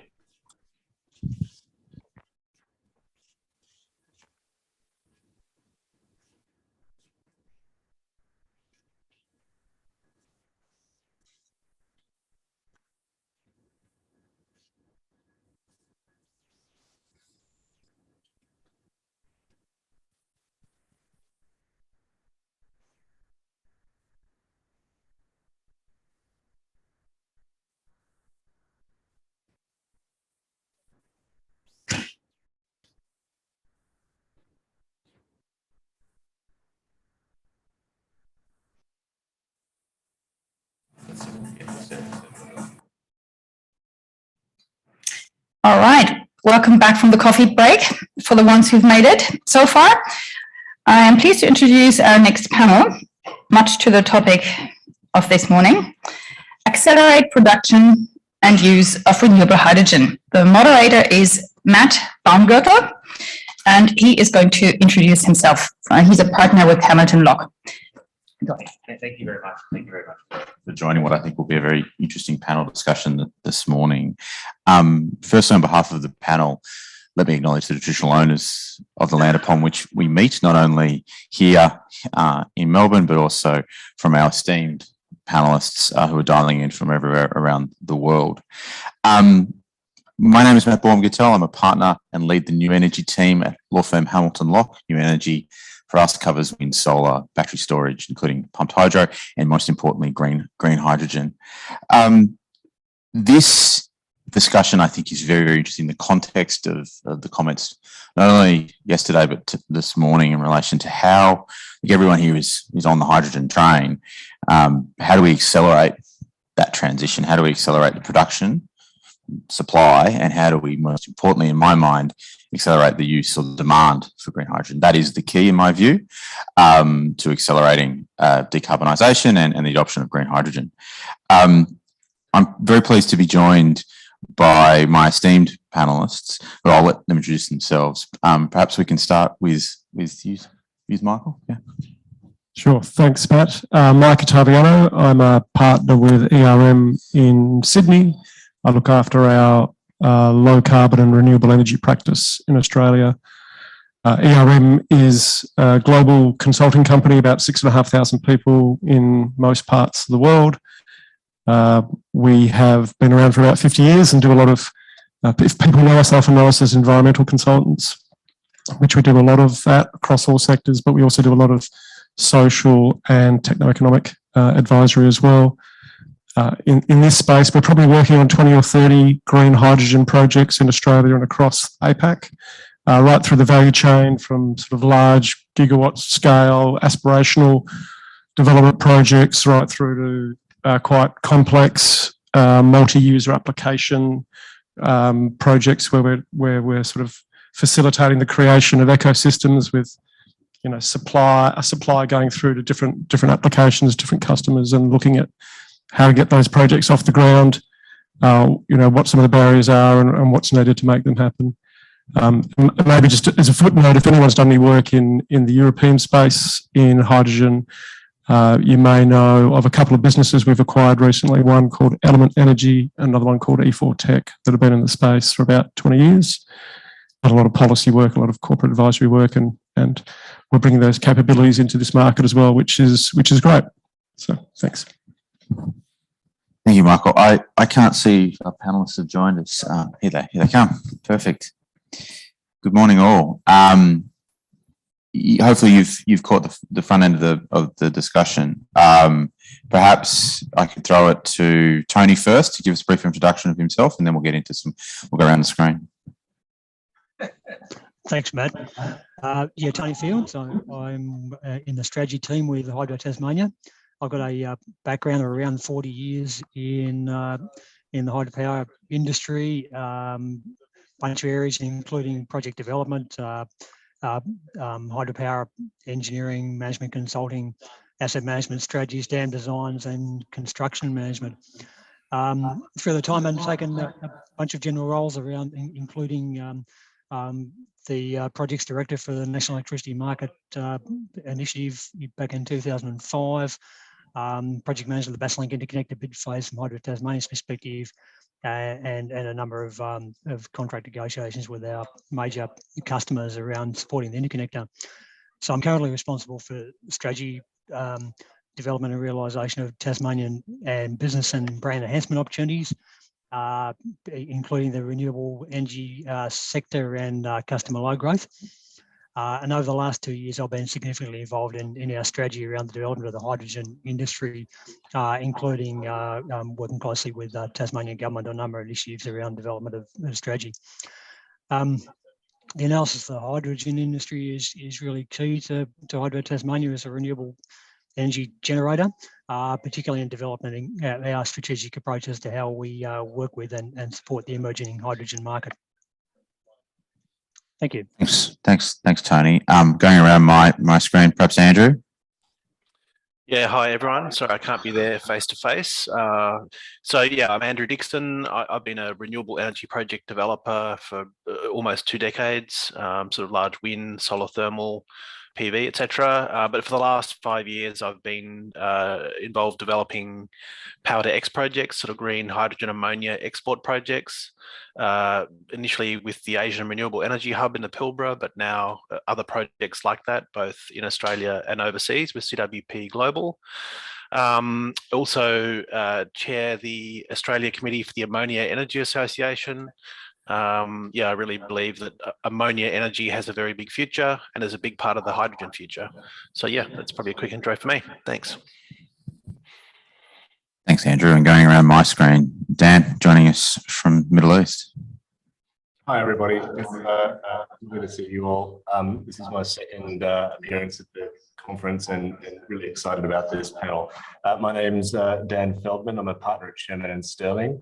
We're an international law firm focused on complex energy projects around the world, as well as many other elements of corporate transactions for high-profile clients. We're working amongst a number of other hydrogen projects on the Neom Helios green ammonia export project in Saudi Arabia. This is a $6.5 billion project involving 4 gigawatts of sun and wind power and a 2 gigawatt electrolyzer that will produce 1.2 million tons of ammonia every year and ship it to Europe and Asia and other countries for the purpose of use in fuel cells in the transport sector. In addition, we're working on large projects in Morocco, the US, blue ammonia in Abu Dhabi and elsewhere. And we're also advising on policy matters, including the setup of incentive programs around the world and other regulatory matters. So as an international law firm, we are really focused on green hydrogen and other colors of hydrogen as critical elements of the energy transition, and fortunate to have been involved in some of the early projects that are really moving at pace to create a hydrogen economy. Thanks, Dan, and some excellent experience there that I think we can really draw on to apply to the Australian environment. Next on my screen is Matt Fairley. Do we have your screenshot? I think, Matt. I'm hoping so. Yeah, it's Matt Fairley. I'm calling from, I guess you would say, up top, which is from Canada, and just before a Maple Leafs hockey game, and so. Anyway, glad to join all you gentlemen and ladies. I'm vice chairman of Next Hydrogen. Next Hydrogen is an electrolyzer manufacturer based in Canada, in Toronto, and we have spent about a decade developing a purpose-designed electrolyzer for connection to renewable energy services, and currently, in terms of where we are in the market today, we're focused on the goods movement market in North America. I'm very excited to be part of this panel. I'm very interested to hear about what's going on in Australia. I've taken a look at the roadmap, a formidable document, and very, very well paced, I think. Great, thanks, Matt. And then last but not least, Brian. Yeah, great, Matt. So thanks. My name's Brian House. I'm leading Yarra Clean Ammonia's production and strategy in Australia. So those not familiar, Yarra's been in the ammonia business, pretty much downstream ammonia for the last 100 years. So they're very, very big focus on Australia. Yarra's mantra is feed the world, protect the planet. If we're in the renewable space, in Western Australia, we're running Project Yuri, which is a collaboration with Engie, which is the first integration of a renewable hydrogen plant into an operating facility. So that's led to a number of learnings, particularly not only around the technical side of things, but also regulation, commercials, etc., between the different industries. Yuri is one of 3 pilots that Yarra is running around the world. Yuri is a solidified hydrogen plant feeding into ammonia plant Western Australia. We have a project, Haddock, in the Netherlands, which is basically using offshore wind. And then we have a third project, which is 3. Excuse my bad Norwegian accent there. But that basically is focusing on going back to where Yarra started, using hydroelectricity to generate renewable hydrogen back into our current assets. Our key focus now outside the pilots is large-scale renewable ammonia production. We see substantial demand coming out of Southeast Asia through our current markets, but also new ammonia markets leading up to 2030. So a key part of what we're doing now is what's our plans for the future look like. But not only that, is the ammonia offtake sales and marketing side. So Yarra It's one of the few organisations that can supply around the world at any point in time and make up for any shortfall in the market. At this point, we have about 24% of global ammonia trade, and we don't see that change. We see that increase. The other key aspect of what Yara is doing versus some other proponents of the market is looking downstream. So in our Pilbara asset, we'll be making green ammonium nitrate. We'll start marketing that very shortly. We're also now looking at what the opportunities are. So given new resources and projects coming on in Western Australia, how do we move to the downstream crop nutrition market? What's the other downstream industries that we can use renewable power, which is not something that's generally considered at the moment. It's a pretty exciting space to move into as well. So we see significant scope and a diverse range of downstream product offerings that basically complements, I think, all the renewable ammonia production we could get in Australia up to 2030. Thanks, Brian. Very, very useful experience. I think we've assembled a panel here with some very, very deep experience and expertise, and I think we can add significant to the topic today for this discussion in relation to how we accelerate the production and, in my view, the use, which is the key of green hydrogen. In my mind, and to give it some introductory comments, we're very much focused on what government can do to kick off this industry. And I think we've got industries that we can learn from, both in terms of renewables, but also energy generally and government policy. The first question I'd like to pose to the panel is, what can governments do to accelerate the use of green hydrogen? I think that we've got a very important and very good example of what the New South Wales government are doing in terms of creating demand for hydrogen and green hydrogen. I think that's the key, in my view. I think we're all here, we all agree that we can make lots of green hydrogen. That technology is available and can be done relatively simply. But who's going to buy it, and who's going to pay the price that needs to be paid, and certainly in the initial years, to create the demand to get these projects off the ground? In my view, that's where government can play a role.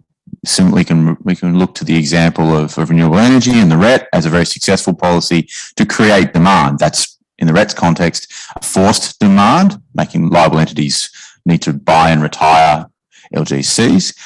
But I think that from my perspective, and perhaps I'll start with you, Michael, what, in your view, should government be doing? What is the most important thing? And it's all government, sorry, I should say, state, federal and international. So, look, I think you've sort of nailed the number one issue there, which is the demand side piece. I think sort of more generally, to back up a bit before I come back to that, there's a whole lot of stuff in the regulatory space as well that governments can do, and probably the most important thing is that they're consistent across states. It'd be great to have one consistent federal set of regulations for handling of hydrogen, for example. And I think we're all, when we say hydrogen, it's shorthand for hydrogen and its derivatives, but also internationally as well. This is a global market, so there's no point us having different sets of regulations in Australia that aren't consistent globally. Sort of like COVID, right? Yeah. And that goes to certification as well. I think it was referenced earlier today, the Guarantee of Origin scheme needs to be globally consistent as well for it to have the right impact. And then in terms of incentives, apart from the obvious, which they need to be long-term and stable, because these are long-term assets that the industry is developing, I think we're doing a pretty incredible job on the supply side with the capital grant program, $3 billion in New South Wales, probably more than twice that nationally now as well. We're actively working on maybe 8 or so projects in Australia at the moment. We track probably 10 times that. There's very few of them with offtakes. So you'd argue none of them really are projects yet until you've got offtakes, which brings the project financing in, obviously. So there's a lot of things that could be done there, and that's where government does have a role. I approach this from my background's renewable, so I approach this more from a decarbonisation perspective. The single best policy would be a carbon price. I don't think we'll get that again, which is a tragedy because it would just be so simple and so uncontroversial in other parts of the world. But failing that, we shouldn't let perfect be the enemy of good in this. So a RET style approach, it was a simple, blunt tool in the renewable space. It worked and it was finite. We don't need it now. As we know, renewables are the cheapest form. So you can see how a simple blunt instrument can work. The Europeans and UK looking at CFDs would be a great approach as well. We don't have a great track record in looking at feed-in tariffs or CFDs in Australia, but I think that to me is the area that we need to be focusing on now, and as an industry, talking to government about the need for that. Very interesting comments, and I'd like to come to Dan in a moment about the international experience, particularly in relation to what's going on in Germany, which I think is very interesting. I think you've alluded to, but first, perhaps you, Tony, from your perspective, from a Tas Hydro perspective, where do you see government's role? Well, we certainly have a big challenge kicking this off in terms of price points. We also have a key risk that early deployments become expensive and do run the risk of being uncompetitive. So in terms of government support, I think that needs to be taken into context because it is essential to make a start and get this industry going despite those challenges. I think it's probably good context to see support differently between domestic and export sectors. Both sectors are important. In a lot of locations, they're probably likely to go hand in glove in that export actually can produce scale quickly, helps the cost curve and can help the domestic sector. So internationally, we can see some case studies where there have been support mechanisms for domestic. Certainly, the German context. Expect Dan might talk about that one shortly. There's the proposed incentives in the US, which are potentially fairly simple and fairly blunt, may be effective for a period of time.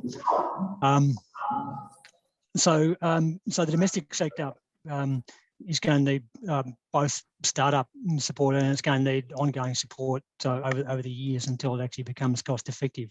So certainly I think sector targets are important. So that's a similar mechanism to what was used with the renewable energy credits and actually requiring a demand to go in place in certain sectors.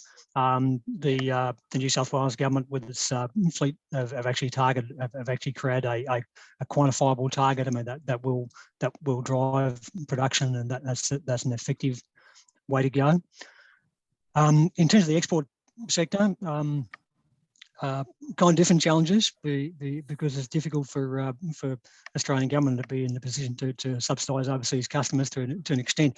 Export will grow on overseas demand and overseas targets and emissions reductions will drive that. We need to make sure that Australia is competitively placed. So things such as the hub funding program for shared infrastructure, ports, transmission, wherever that may be, in terms of capital injection is a starting effective point.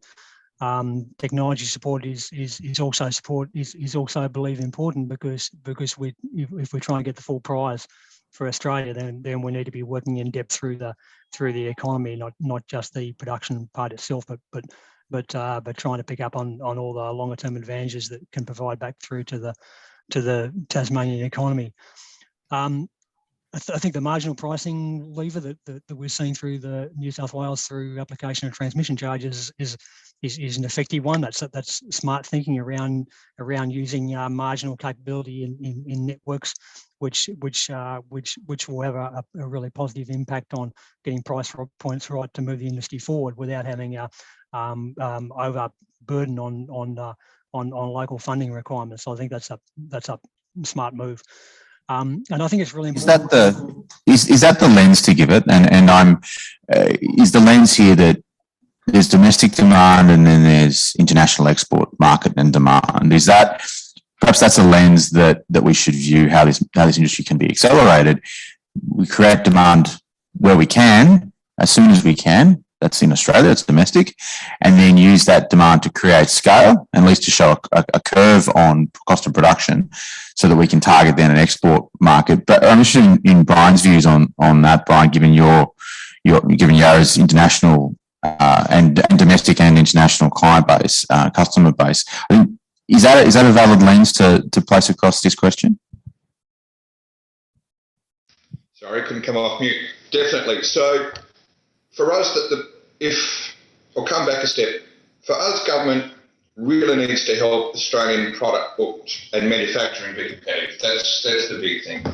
A carbon tax in Australia, for example, won't assist trying to develop your overseas markets if they've got a cheaper price for carbon or no carbon. So that's probably the big one. To be competitive, we know Australia is always going to be quartile 2 in the cost curve. So when you're talking about large-scale assets costing billions of dollars, you need to be competitive in the space. Government support in terms of funding for ARENA, NAIF or things like that, or some sort of scheme where you can reduce your overall price of your LCOH, which affects your downstream products. We certainly don't see in the medium time, for example, renewable ammonia attracting a significant premium over what you get now. The market will balance out. We're already starting 6 months ago. I'd probably answer this question differently. Now, we're not too concerned about what demand is going to be. The demand is starting to come in for long-term renewable supply from 25, 26. You're already starting to see bigger companies now who are focused on their Scope 3 emissions in particular and now driving that change. And that's been a recent development from the last 3 months, 3 to 6 months. So in your view, government doesn't need a role. I mean, this is the interesting question. If you're seeing demand from businesses now to meet ESG goals or to meet other environmental goals, does government need to accelerate? A controversial question, I guess, but is there a need? There's a couple of areas. If you look at regulation, particularly environmental approval, the environmental approval for our renewable pilot plant has gone on for 18 months. Industry or the regulator is not used to dealing with these types of plants. Definitely, the key point against it is whatever mechanism to bring the capital cost of production down or production assets or subsidise that price, that you're competitive on that global scale. The overseas demand will be there. If Australia can't capitalise on that competitively with competitively priced products, then the product will be sourced from elsewhere. And that's the key one there. I think that's a nice place to bring you and Andrew and your projects that you've been working on, focusing on export markets. What are you seeing in terms of demand for your product? Yeah, so obviously our projects are long-term projects, still under development, a number of years off, but obviously the market is moving quickly, as Brian alluded to. Just the shipping sector is very, very interesting. Obviously, there's big ambition to reduce emissions or decarbonize emissions in shipping, and that's a Herculean task, which is well suited to molecules based on hydrogen, particularly ammonia and methanol. So there's a lot of activity from technology OEMs, from shipping companies, from regulators, and in fact, at COP26 just a few weeks ago, we saw the signing of the Clydebank Declaration, looking to establish green shipping corridors. And Australia was a first mover signatory. So again, governments can play sort of roles in these framework agreements. Similar to formal government interactions with, say, Japan and Korea, and also with Singapore. There's the Singapore-Australia Green Economy Agreement, which is currently under consideration, and that could become a template for agreements with other countries and other markets. So sort of back to the original premise of the question, what can governments do? Obviously, helping create local demand, really important, but looking ahead to where it's going as a global trade, we need the frameworks, the policies to facilitate investment and trade in the projects that produce and the markets that consume these products. Absolutely agree. Dan, from your perspective, well, here in Australia, we have the Certificate of Origin scheme, which will give the accreditation and allow the green molecule to be traced. How are you seeing other countries address this same issue? Thanks. I don't think that Certificate of Origin is going to be a problem.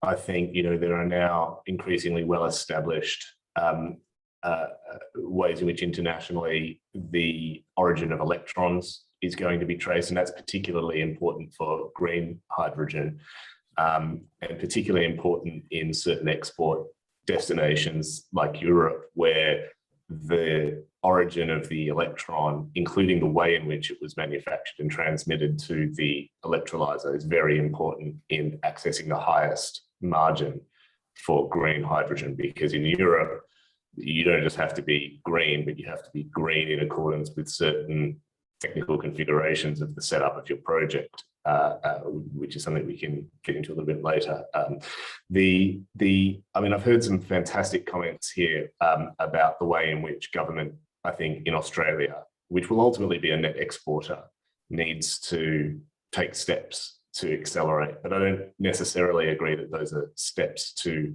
do anything other than get out of the way. And in that regard, I agree with, I think it was Brian's comment, because what we're seeing in terms of the view of potential investors in the capacity expansion for green hydrogen in Australia, who are also the off-takers, because of course what you'll see here is sort of vertically integrated investment by international players who want to offtake but want to be involved in the development as well, very similar to LNG.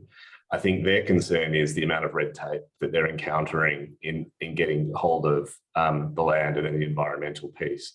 I think it's fundamental to understand and think of green hydrogen as a natural resource. It's a natural resource that is composed of land, fundamentally and most importantly, and then sun and wind. And what people need is the ability to access that land and set up their wind and solar farms and get going. And the biggest issue I think I'm seeing in Australia is the ability to do that. And then all the regulation around construction and so on, which I think scares a lot of people internationally because of the history, I think, of, you know, getting big projects done quickly in Australia. That's the issue. Australia is looked at around the world, I think, along with where I am here in the Middle East and certain other desert locations, as, you know, with envy really for its renewable capacity and its ability to produce this export product. And the demand, I agree again, the demand is going to be there. The Helios project in Saudi Arabia, again, the conditions are very similar to Australia, to Western Australia in some ways. We're up in the northwest of Saudi Arabia on the Red Sea. It's quite similar, great co-location of sun and wind by, you know, deep sea port, all the rest of that sort of stuff. That project got going fundamentally because it is the only project to have an off-taker who's committed to taking 1.2 million tonnes of green ammonia and in a vertically integrated way, sending it overseas and building filling stations and filling up buses and so on. But what we're increasingly seeing from Asia is that willingness, and not just Asia, Europe. Steel makers in Europe have been touring the Middle East looking for large quantities of green ammonia to decarbonize these big European sites. Some of these sites are in the sort of mid-single digits for a given country's entire carbon footprint. And you could decarbonize that entire site through hydrogen. And then at what price point are they there? Do they need government to step in to fill the gap between the cost of producing the green hydrogen versus what is economic for them to buy it at? So particularly thinking about the German example. Yes.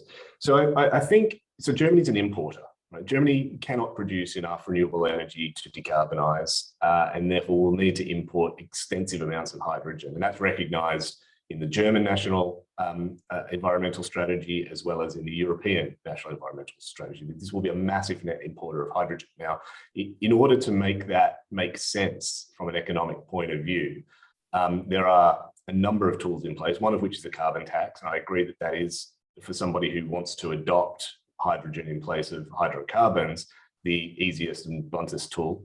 And so there is a carbon tax which is increasing very rapidly in Europe, and which is driving industrial players particularly to look to alternatives such as hydrogen. So in that way, the cost of green hydrogen to some extent is what it is and will come down over time through scaling and technology and so on. But you've got to weigh as well the cost of the alternative, and that is going up very rapidly. So that's point one. Point two is there are schemes being set up in Europe to incentivize importation. For example, in Germany, there's a scheme called H2 Global, which will essentially involve the German government agreeing with international producers to purchase their hydrogen on a physical or a virtual basis at a certain price, which it will auction. It will auction off its demand for hydrogen. And then that will lock in an offtake price for the producer. It can then go sell its product for whatever it gets and call on the German government to fill the gap through effectively a contract for difference. That makes sense from the point of view of incentivizing international producers to sell to Germany, which again needs the product, because of course they have now a fixed price that they are happy through the auction process satisfies their cost of the project and their rate of return. It also incentivizes the demand side, because now the producer doesn't need to get a certain amount of money from the customer. It can go and do its best, sure, but and will certainly be incentivized to through the system. But ultimately, the customer will pay what it can economically pay, and the German government will pick up the difference. So that's a very important way, I think, of incentivizing demand. But that again is looked at from the lens of an importing country. Australia, will have relatively limited domestic demand for this compared to the scale of the export. And in some ways, the German system or the European system of carbon tax and incentives to sell there indirectly helps Australia anyway, because its incentives are basically pushing people to look at, okay, where am I going to make my hydrogen? And that's in Australia. And it's for that reason that I say to the Australian government, the thing is to get out of the way. The thing is to make the resource available, tax it, do what makes sense, but it's the holding up of the projects at the sort of regulatory level that I fear is the brake on acceleration. I absolutely agree, and that is a key. A government's ability to deregulate and get out of the way, I think, is key. What is interesting is in the German example, you've got the German government effectively cross-subsidising Australian cost of production, and then on the other side of the ocean, you may have someone like the New South Wales government waiving transmission costs of electricity, where that electricity is used to make hydrogen. So there's a subsidy on both sides. Both arguably, eat the candle from both ends. But that then takes us to a separate and I think really relevant question as to what are we going to be exporting? What is the global trade going to be? What is the dominant vector for exporting and transmitting hydrogen? So, options are MCH, ammonia, liquefied hydrogen, potentially gas, potentially compressed gas. Does it mean, is that a question, is there a single answer, or is it a question of what the end use is? I've heard lots of people talk about ammonia and talk down ammonia on the basis that converting it back to hydrogen, back to electricity is a very, very inefficient process. But potentially, if you're using the ammonia as the fuel source, then it is an excellent way to transport the green hydrogen. But perhaps I can put Matt in here to bring us a North American experience. Yeah, thank you. I just wanted to comment on the previous question. And in terms of government policy, fiscal policy, the most effective policy is targeted is cap and trade. And we can see this is a cap and trade on large emitters, on large emission sectors in the economy. And you could see this in California, through the low carbon fuel standard, which is a modified cap and trade, but it's a cap and trade which is focused on transportation. Cap and trade guarantees emission reductions for legislators, and it defines the markets for everyone else. And in terms of how Australia can deal with that on an export, Dan is right. I mean, once these markets are designed in your customers' in the customers' markets, then green hydrogen is a commodity. It's sold at whatever the competitive price is. So anyway, just wanted to add that, because I think that kind of targeted policy is what we're going to come to. Carbon tax is politically is politically a very difficult thing to legislate, and it isn't going to achieve the emission objectives which governments need to achieve. So not at the rate at which we're ramping it up. In terms of energy carriers, hydrogen carriers, it really depends on the market, and I think it's ammonia has obvious appeal because there are large markets for ammonia. There's an existing infrastructure for ammonia. So if I was going to build a large, very large renewable hydrogen project in Australia, I think I would bet on ammonia. If we are looking at end markets and those things are well defined, such as, for example, the vehicle market in California, then liquid hydrogen makes a lot of sense. It makes a lot of sense because, from a fuel station perspective, in order to gain scale, compressed hydrogen is simply not good enough. And then if you're looking at other forms of hydrogen, then the issue of gas purity comes up and how that can impact performance of fuel cells. So I think it's end-use dependent. We'll learn a lot in California about transportation and just how effective hydrogen is going to be for transportation fuel. There's no question that hydrogen is going to be important and significant in the large emission heavy industry sector. And so the forms of hydrogen that can be used there, ammonia works pretty well. Thanks, Matt. Perhaps Andrew, I know you've got a particular view here. Perhaps I can throw it to you and to give your perspective. Yeah, sure. So in terms of the best vector for the hydrogen economy, we need to be clear about the differences between local markets and global markets. So locally, obviously, the first thing we should do is electrify as much as we can and power it with renewables, not even go to hydrogen. But when we do need to, use molecules, ideally we keep it as hydrogen rather than converting it to derivatives of hydrogen like ammonia or methanol. For export though, I see there'll be multiple carriers for multiple markets. It's not one or the other, it's many. Most people have been thinking about hydrogen in terms of fuel cell mobility. Ammonia doesn't really fit that. Cracking back to hydrogen from ammonia doesn't really make sense yet. So as Matt said, liquid hydrogen or MCH, for example, there are key regional differences around the world. So Europe has a strong sort of preference really for hydrogen and green hydrogen, where various markets in Asia are flirting much more with ammonia, particularly Japan and increasingly Korea. And so, as I said at the very beginning, I see a big part of the hydrogen future being an ammonia future, partly because it's been safely produced, stored and transported for decades. It's well-proven technology. There's a couple of hundred import terminals at ports around the world, and there are large markets emerging for ammonia energy. So again, I'm a big fan of the ammonia story, but it's not the only story.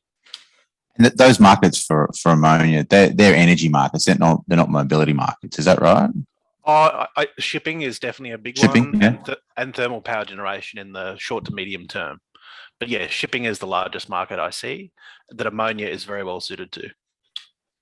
Well, and fertilizer as well. Fertilizer as well, of course. Yeah. I mean, look, at the end of the day, fertilizer agriculture is a massive decarbonisation opportunity, and it's necessary if we're going to meet targets. And green ammonia just knocks out a massive component of that. And we're certainly seeing that in, again, Europe, Africa, and elsewhere.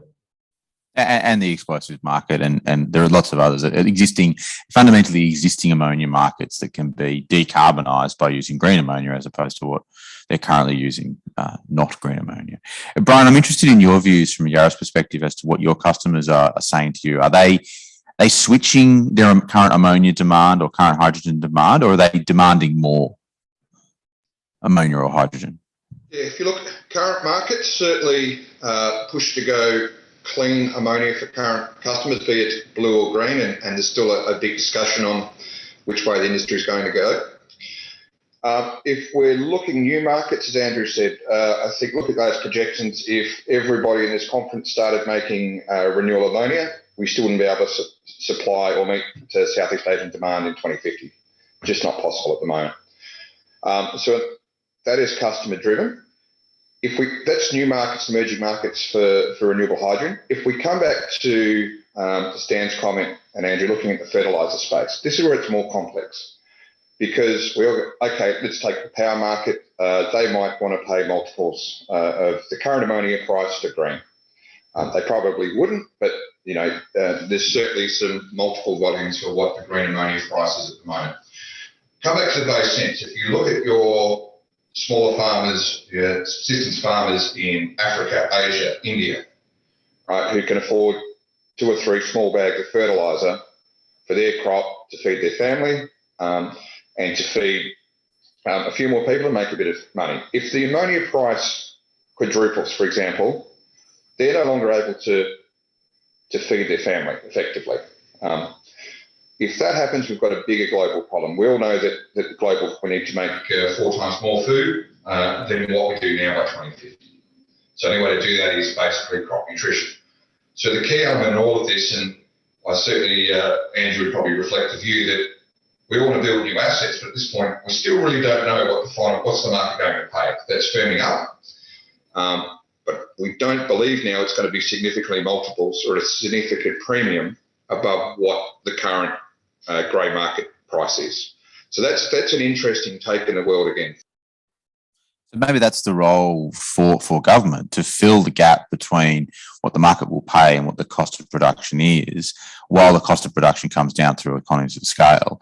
I'm interested in your views, Tony, here in relation to what you're seeing in terms of the cost of production and what that gap potentially is today, tomorrow, and in the medium term.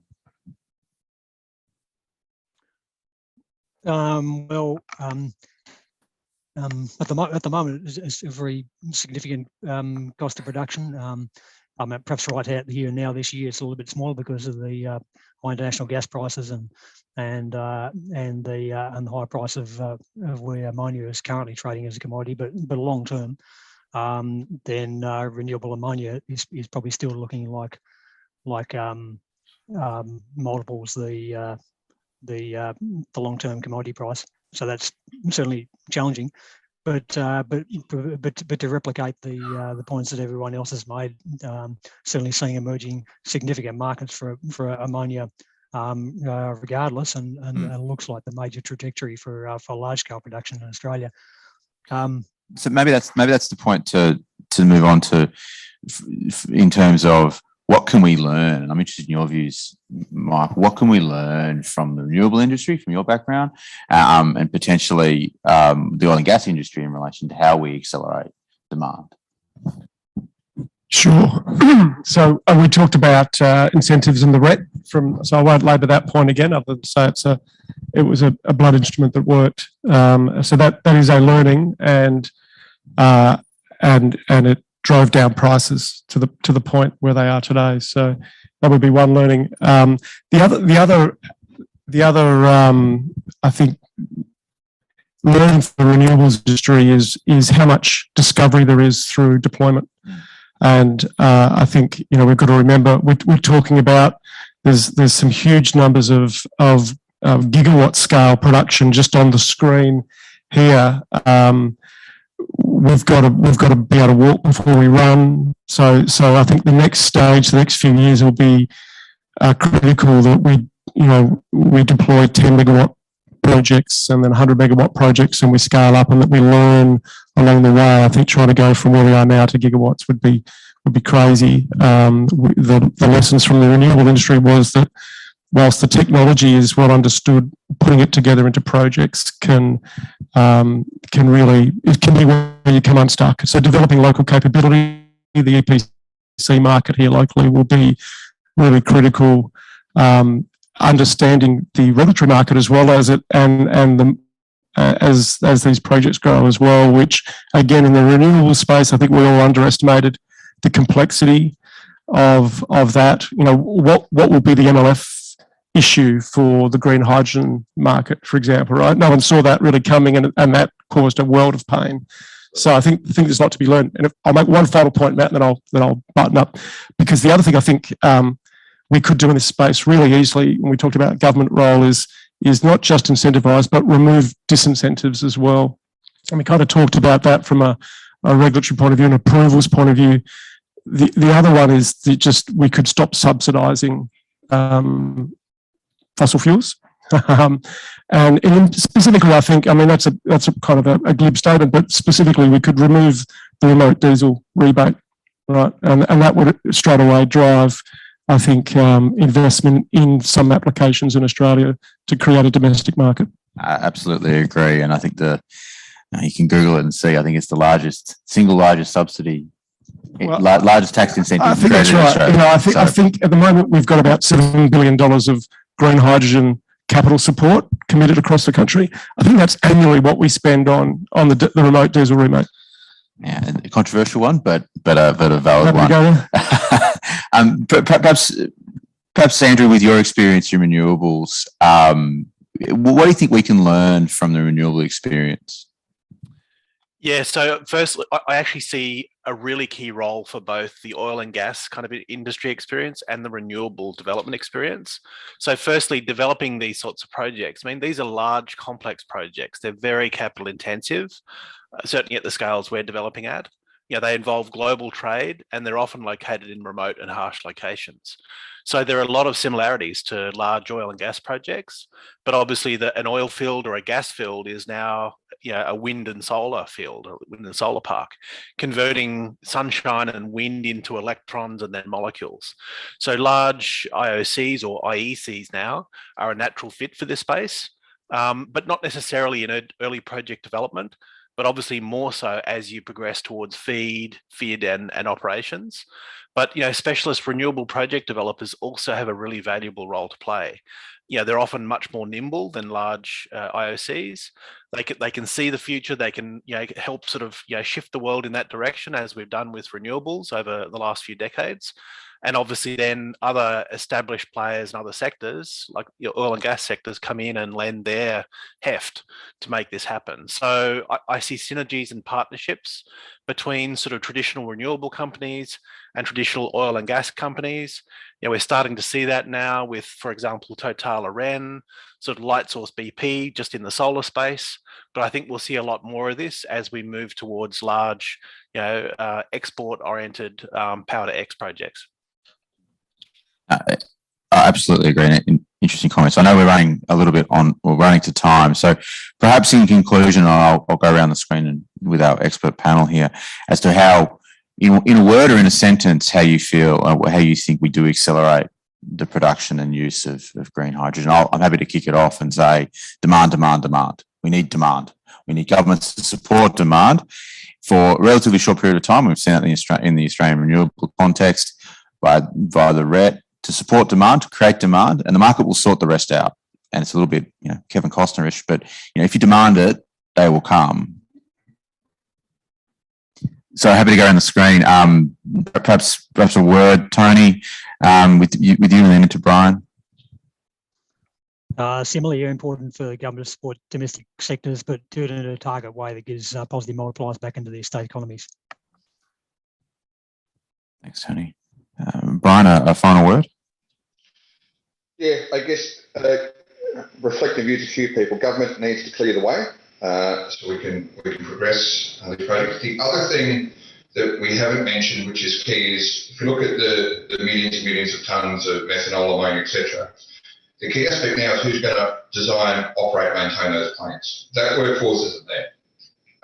So this is another key role of government work with industry.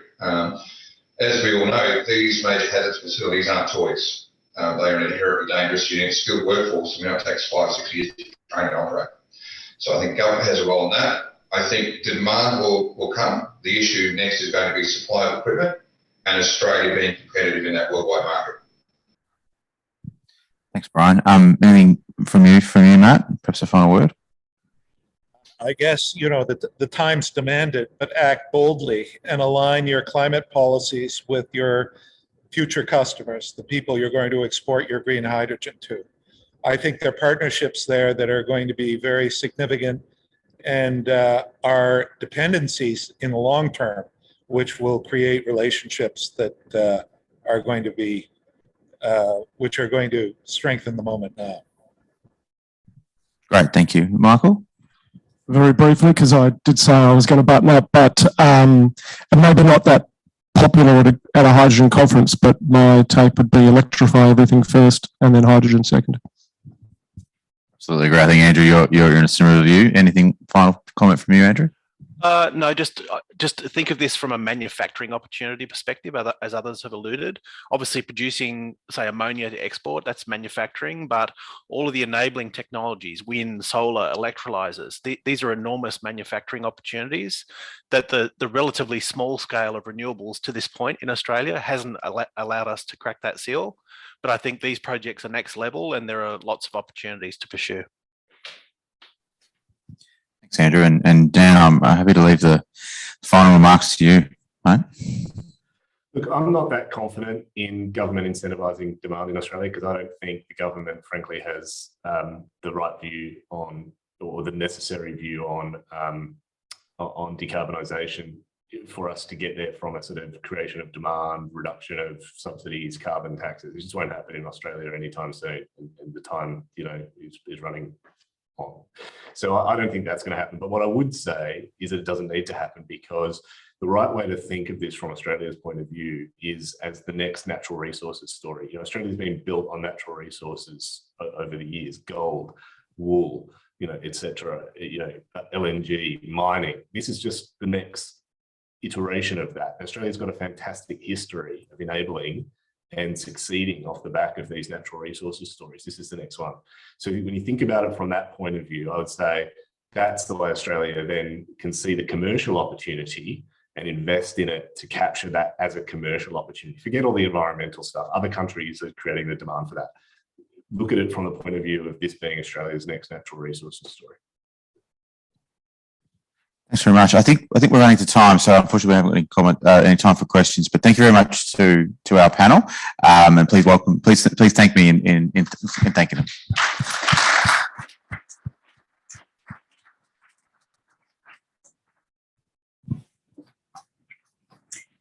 Thanks very much, Matt. Well done. Great panel. Very interesting. Our next speaker is Molly Campbell.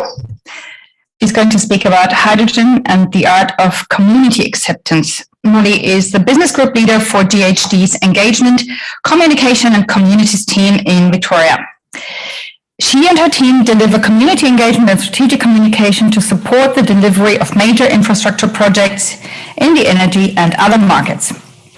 Molly is passionate about involving communities and stakeholders through their energy transition, and has contributed to the development of GHD's Global Future Energy Initiative. Welcome, Molly.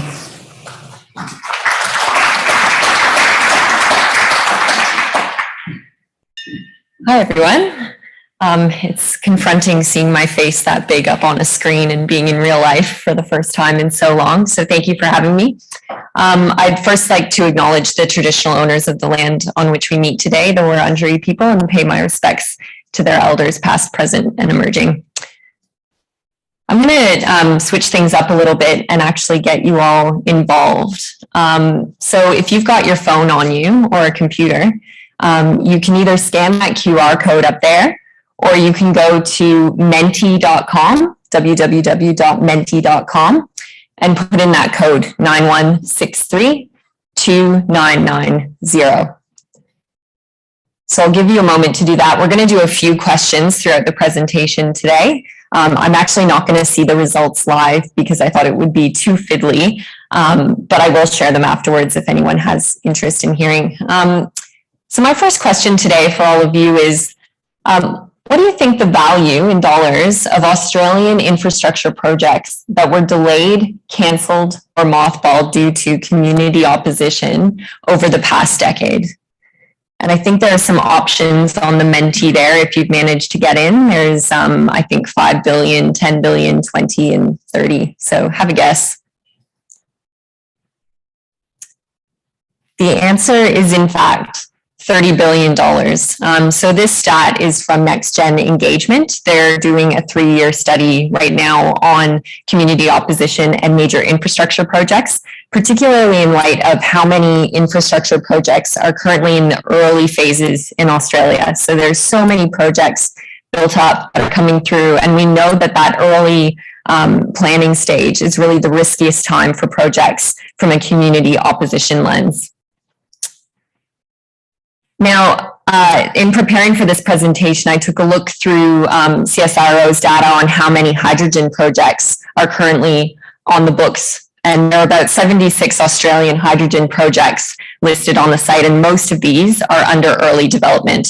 So essentially, hydrogen is in the market activation or pre-competitive phase in Australia. So again, it's in that hotspot for community opposition, having a real impact on projects and actually causing them to be delayed or turned over. Now, this is a bit of a dramatic slide, but for us in this room and for myself, hydrogen seems like an opportunity, and it's really exciting. And we've heard a lot about those opportunities and the blue sky thinking about what can happen. But for a lot of community members, that type of opportunity is also accompanied by fear. This is an image of a hydrogen plant in France, and I chose a purposefully dramatic image here. It does look pretty negative. You can see the homes in the background and the infrastructure in front. But for a lot of community members, this is what comes to mind when they think about big infrastructure projects and energy projects, and it fills them with a sense of fear, and that can lead to opposition. So really, when it comes down to it, a big impact on people's daily life, whether that's changing their commute, changing the way that they live, changing their neighborhood, their amenity, the way that it looks, and also a limited understanding about a technology or why something needs to occur can really add up to a risk to social license. And social license is essential for any project to get across the line. So another question for all of you, grab your phones again and get that Menti going again. So same code, same place. Hopefully you all got there last time. If you haven't, just think about it. So what percentage of the Australian adult population do you think can answer 5 basic questions about hydrogen? The answer is about 7%. Now, this is old data. This is from a 2018 study by the University of Queensland, where they asked a whole set of average Australians how many, what they could answer about hydrogen, and the knowledge base was really, really low. Things have probably changed in the past several years, but we know that these numbers are still really low. Now, 81% of those respondents had a neutral response to hydrogen. So they saw it as gas, energy, water, and it was, fairly benign. But there were also 13% who had a negative response. And I'm sure many of you have heard the connections between bombs, explosions, and the safety element that I know we've heard from other speakers as well. So there is a real gap. Now, it's interesting to note there are a few other things in this study that really come through. For example, I found it interesting, men are significantly more likely to support hydrogen projects than women. So we also need to think about all of the people in the community who are going to be digesting and absorbing information. One other important factor to note here too is that most Australians have not yet experienced the real life impacts of a hydrogen project. So they've heard about it, they've heard about the potential, they know that it's a possibility, but they haven't seen or felt what it actually looks like in their life. So again, a risk, a lack of knowledge can lead to misinformation and people filling that lack of knowledge, and that can lead to less trust in the community. And when your social license to operate is at risk, your project is at risk. And we know from the Ethics Center that social license and community acceptance are really earned through 3 pillars: legitimacy, credibility, and trust.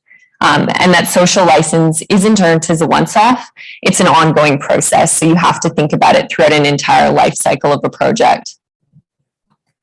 So this leads us to why I'm here today and our project at GHD. So I've worked quite a bit with clients on building social license on major infrastructure projects in both the transport and energy space. And something we found really interesting over the past several years is our work with clients in the hydrogen space particularly, and the challenges that they've been facing with social license and building this knowledge. So we've actually been funding a project internally to work with our clients and ask them questions and gather some knowledge about the challenges that they're facing around community, and then coming up with a toolkit that can help proponents of hydrogen projects meet those challenges over the coming years. So another question for all of you. And this is a question that we've actually posed to our interview people who have gotten in touch with us about this project. So we've run through about hour-long interviews with those people. And one of the questions we lead with is, are people in the community prepared to have meaningful conversations about hydrogen? So think about that for a moment. Are they prepared? Do they have the background? Can they actually ask the right questions when you engage with them? The answer we keep hearing from proponents is that really no, they don't feel that people can have this conversation, but there is potential for people to be prepared if we do some groundwork. So some of the challenges that we heard about were hydrogen production is complicated. We all know that.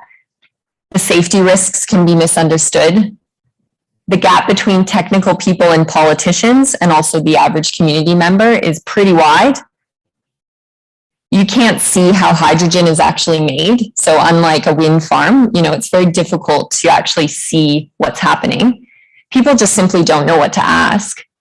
And lastly, people don't trust some sources of information. There's a lot of cynicism in the community and a lot of mistrust, especially with politicians as well. There are some opportunities, though. We also heard that people are more engaged and think more critically than they used to. And this is common across all community engagement. People are pretty well informed. They know they can look things up online. People want to understand what's in it for them. And some people are genuinely excited about the benefits, particularly around the environment and around jobs. This was a comment from one of our interview participants.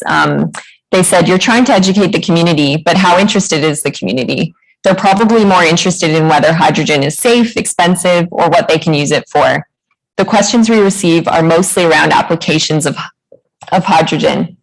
And people are also concerned about leakage. So they have less questions about what hydrogen is or the 101 to explain it, and more about the practicalities of what it means for them. We also flipped that question and asked our interview respondents, are proponents of hydrogen projects adequately prepared to talk about hydrogen to communities? And this is probably something that everyone can ask themselves as well. We heard a lot about challenges. So people felt that the focus of conversation so far might be a little too technical for the average person. That more effort was needed for articulating the real outcomes, jobs, skills needed, costs. That community has more information, so flipping that one, it's hard. People can Google things. People get misinformation. They come in with preconceived notions. That more effort is needed to explain hydrogen in comparison to other topics that are more familiar to people. But there are varying awareness levels across communities. And that's something I think we'll see a lot more is we had different clients from different geographical places who we talked to. The experience in Tassie was really different than the experience for our clients in the ACT. So the community that you're operating within really needs to be considered. And excitement about hydrogen does sometimes lead to the risk of overstating the potential benefits. And that is a real recipe for social risk as well, because once you don't live up to that promise, it's really easy to lose trust. So another question, what topics do people bring up when you talk to them about hydrogen? And I'm sure everyone in the room can think of them right off the top of their head. Here are the ones that came through for us. The larger bubbles there, the ones that sort of the key themes that started to emerge. So safety, lack of knowledge, environment, lack of trust. Of course, the usual NIMBY, the not in my backyard. There's a lot of people who it's simply just an impact on their life. They don't really care. They trust that, yep, it needs to happen, but I don't want to see it. And also costs, of course.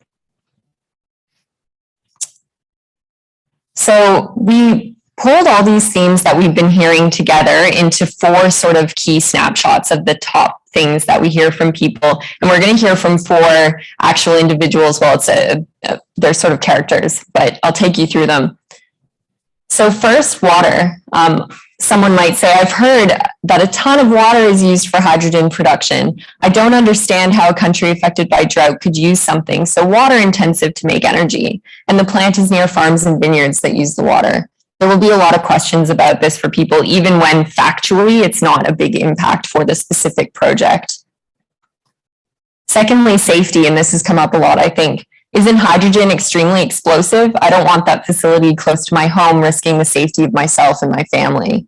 That's a common one. Again, may not be factually correct, but it doesn't matter. This is what people are asking.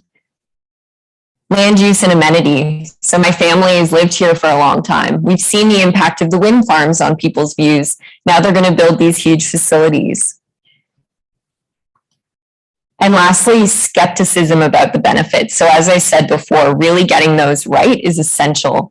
Are there actually going to be jobs locally for the long term? I don't understand what a hydrogen facility would look like or how I would get involved.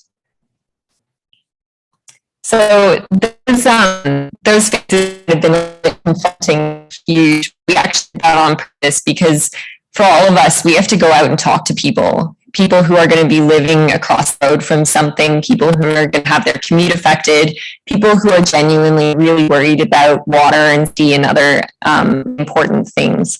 So it's really important to be able to think about how to have a conversation and also not to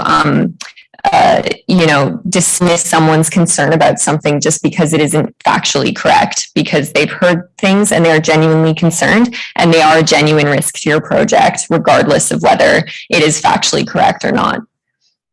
So all the doom and gloom aside, we've been doing some thinking about how to actually face these challenges and how to arm proponents with what they need to really build that social license from the start. The good news is we're in early days and we have the opportunity to really get it right and build the knowledge about hydrogen so that all of us can benefit from a baseline understanding from the community. So we've put together about 10 actions. This is still actually hot off the presses and a work in progress. Trust and credibility. And around that, we have some key actions that organizations can take to really make sure that they're building social license continuously from the start. I won't read them all through, and you're very welcome to take a picture of this, and the slide deck will also be shared around to everyone. But some of the key ones that have really stood out so far are finding and using trusted advocates and sources that people in the community already trust and believe in, and that might even be their neighbor. So doing really effective on-the-ground landowner engagement and having someone building relationships with the landowners who are going to be affected by projects is extremely important from early days. Secondly, starting engaging early. People in my profession say this all the time, but you don't need to have all of the answers to get out there and start talking to people, and just gathering feedback and talking about the process that you're going to undertake if you don't have all the facts yet. So we will be back here in 6 months. We will be running an environment effect statement. You'll have an opportunity to provide feedback then. Those types of little tidbits of information about what's to come are really effective for people. Recording your consultation data clearly, I can't state that enough. From the outset of a project, having a good database and recording everything is really important to show that you've done your due diligence. Having technical detail ready if needed, actually giving people the benefit of the doubt that they can have a more advanced conversation with you if you inform them about the background. And tailoring the messages to the relevant user. So that one really stands out as well. Again, I mentioned the different contexts that each project are operating in and how important it is to understand your audience. So really building that understanding and being able to go out and speak to them about the specific context and impacts for them, not hydrogen as a whole for the whole kind of Australia. Those types of messages just don't resonate when someone's daily life is impacted and you're facing them at a community session. So my final question is, how will you build community understanding of hydrogen on your project to benefit all of us and help build that real trust in people so that when your project knocks on someone's door, they already feel comfortable to have that conversation about hydrogen? And just a little snapshot on what's next for us in our project. So our interviews are actually continuing through December with our proponents. If you're interested, I would absolutely love to hear from you. They're 1 hour conversations, or there are other more light touch ways to be involved. So please do email me or get in touch if you'd like to be involved in our process. I'd love to hear from you. And secondly, we are going to pull together our Hydrogen Community Acceptance Toolkit, which we will be sharing around online and at other events like this, probably in early 2022, depending on how we go. So please keep an eye out for that. And that's it from me. Thanks, everyone.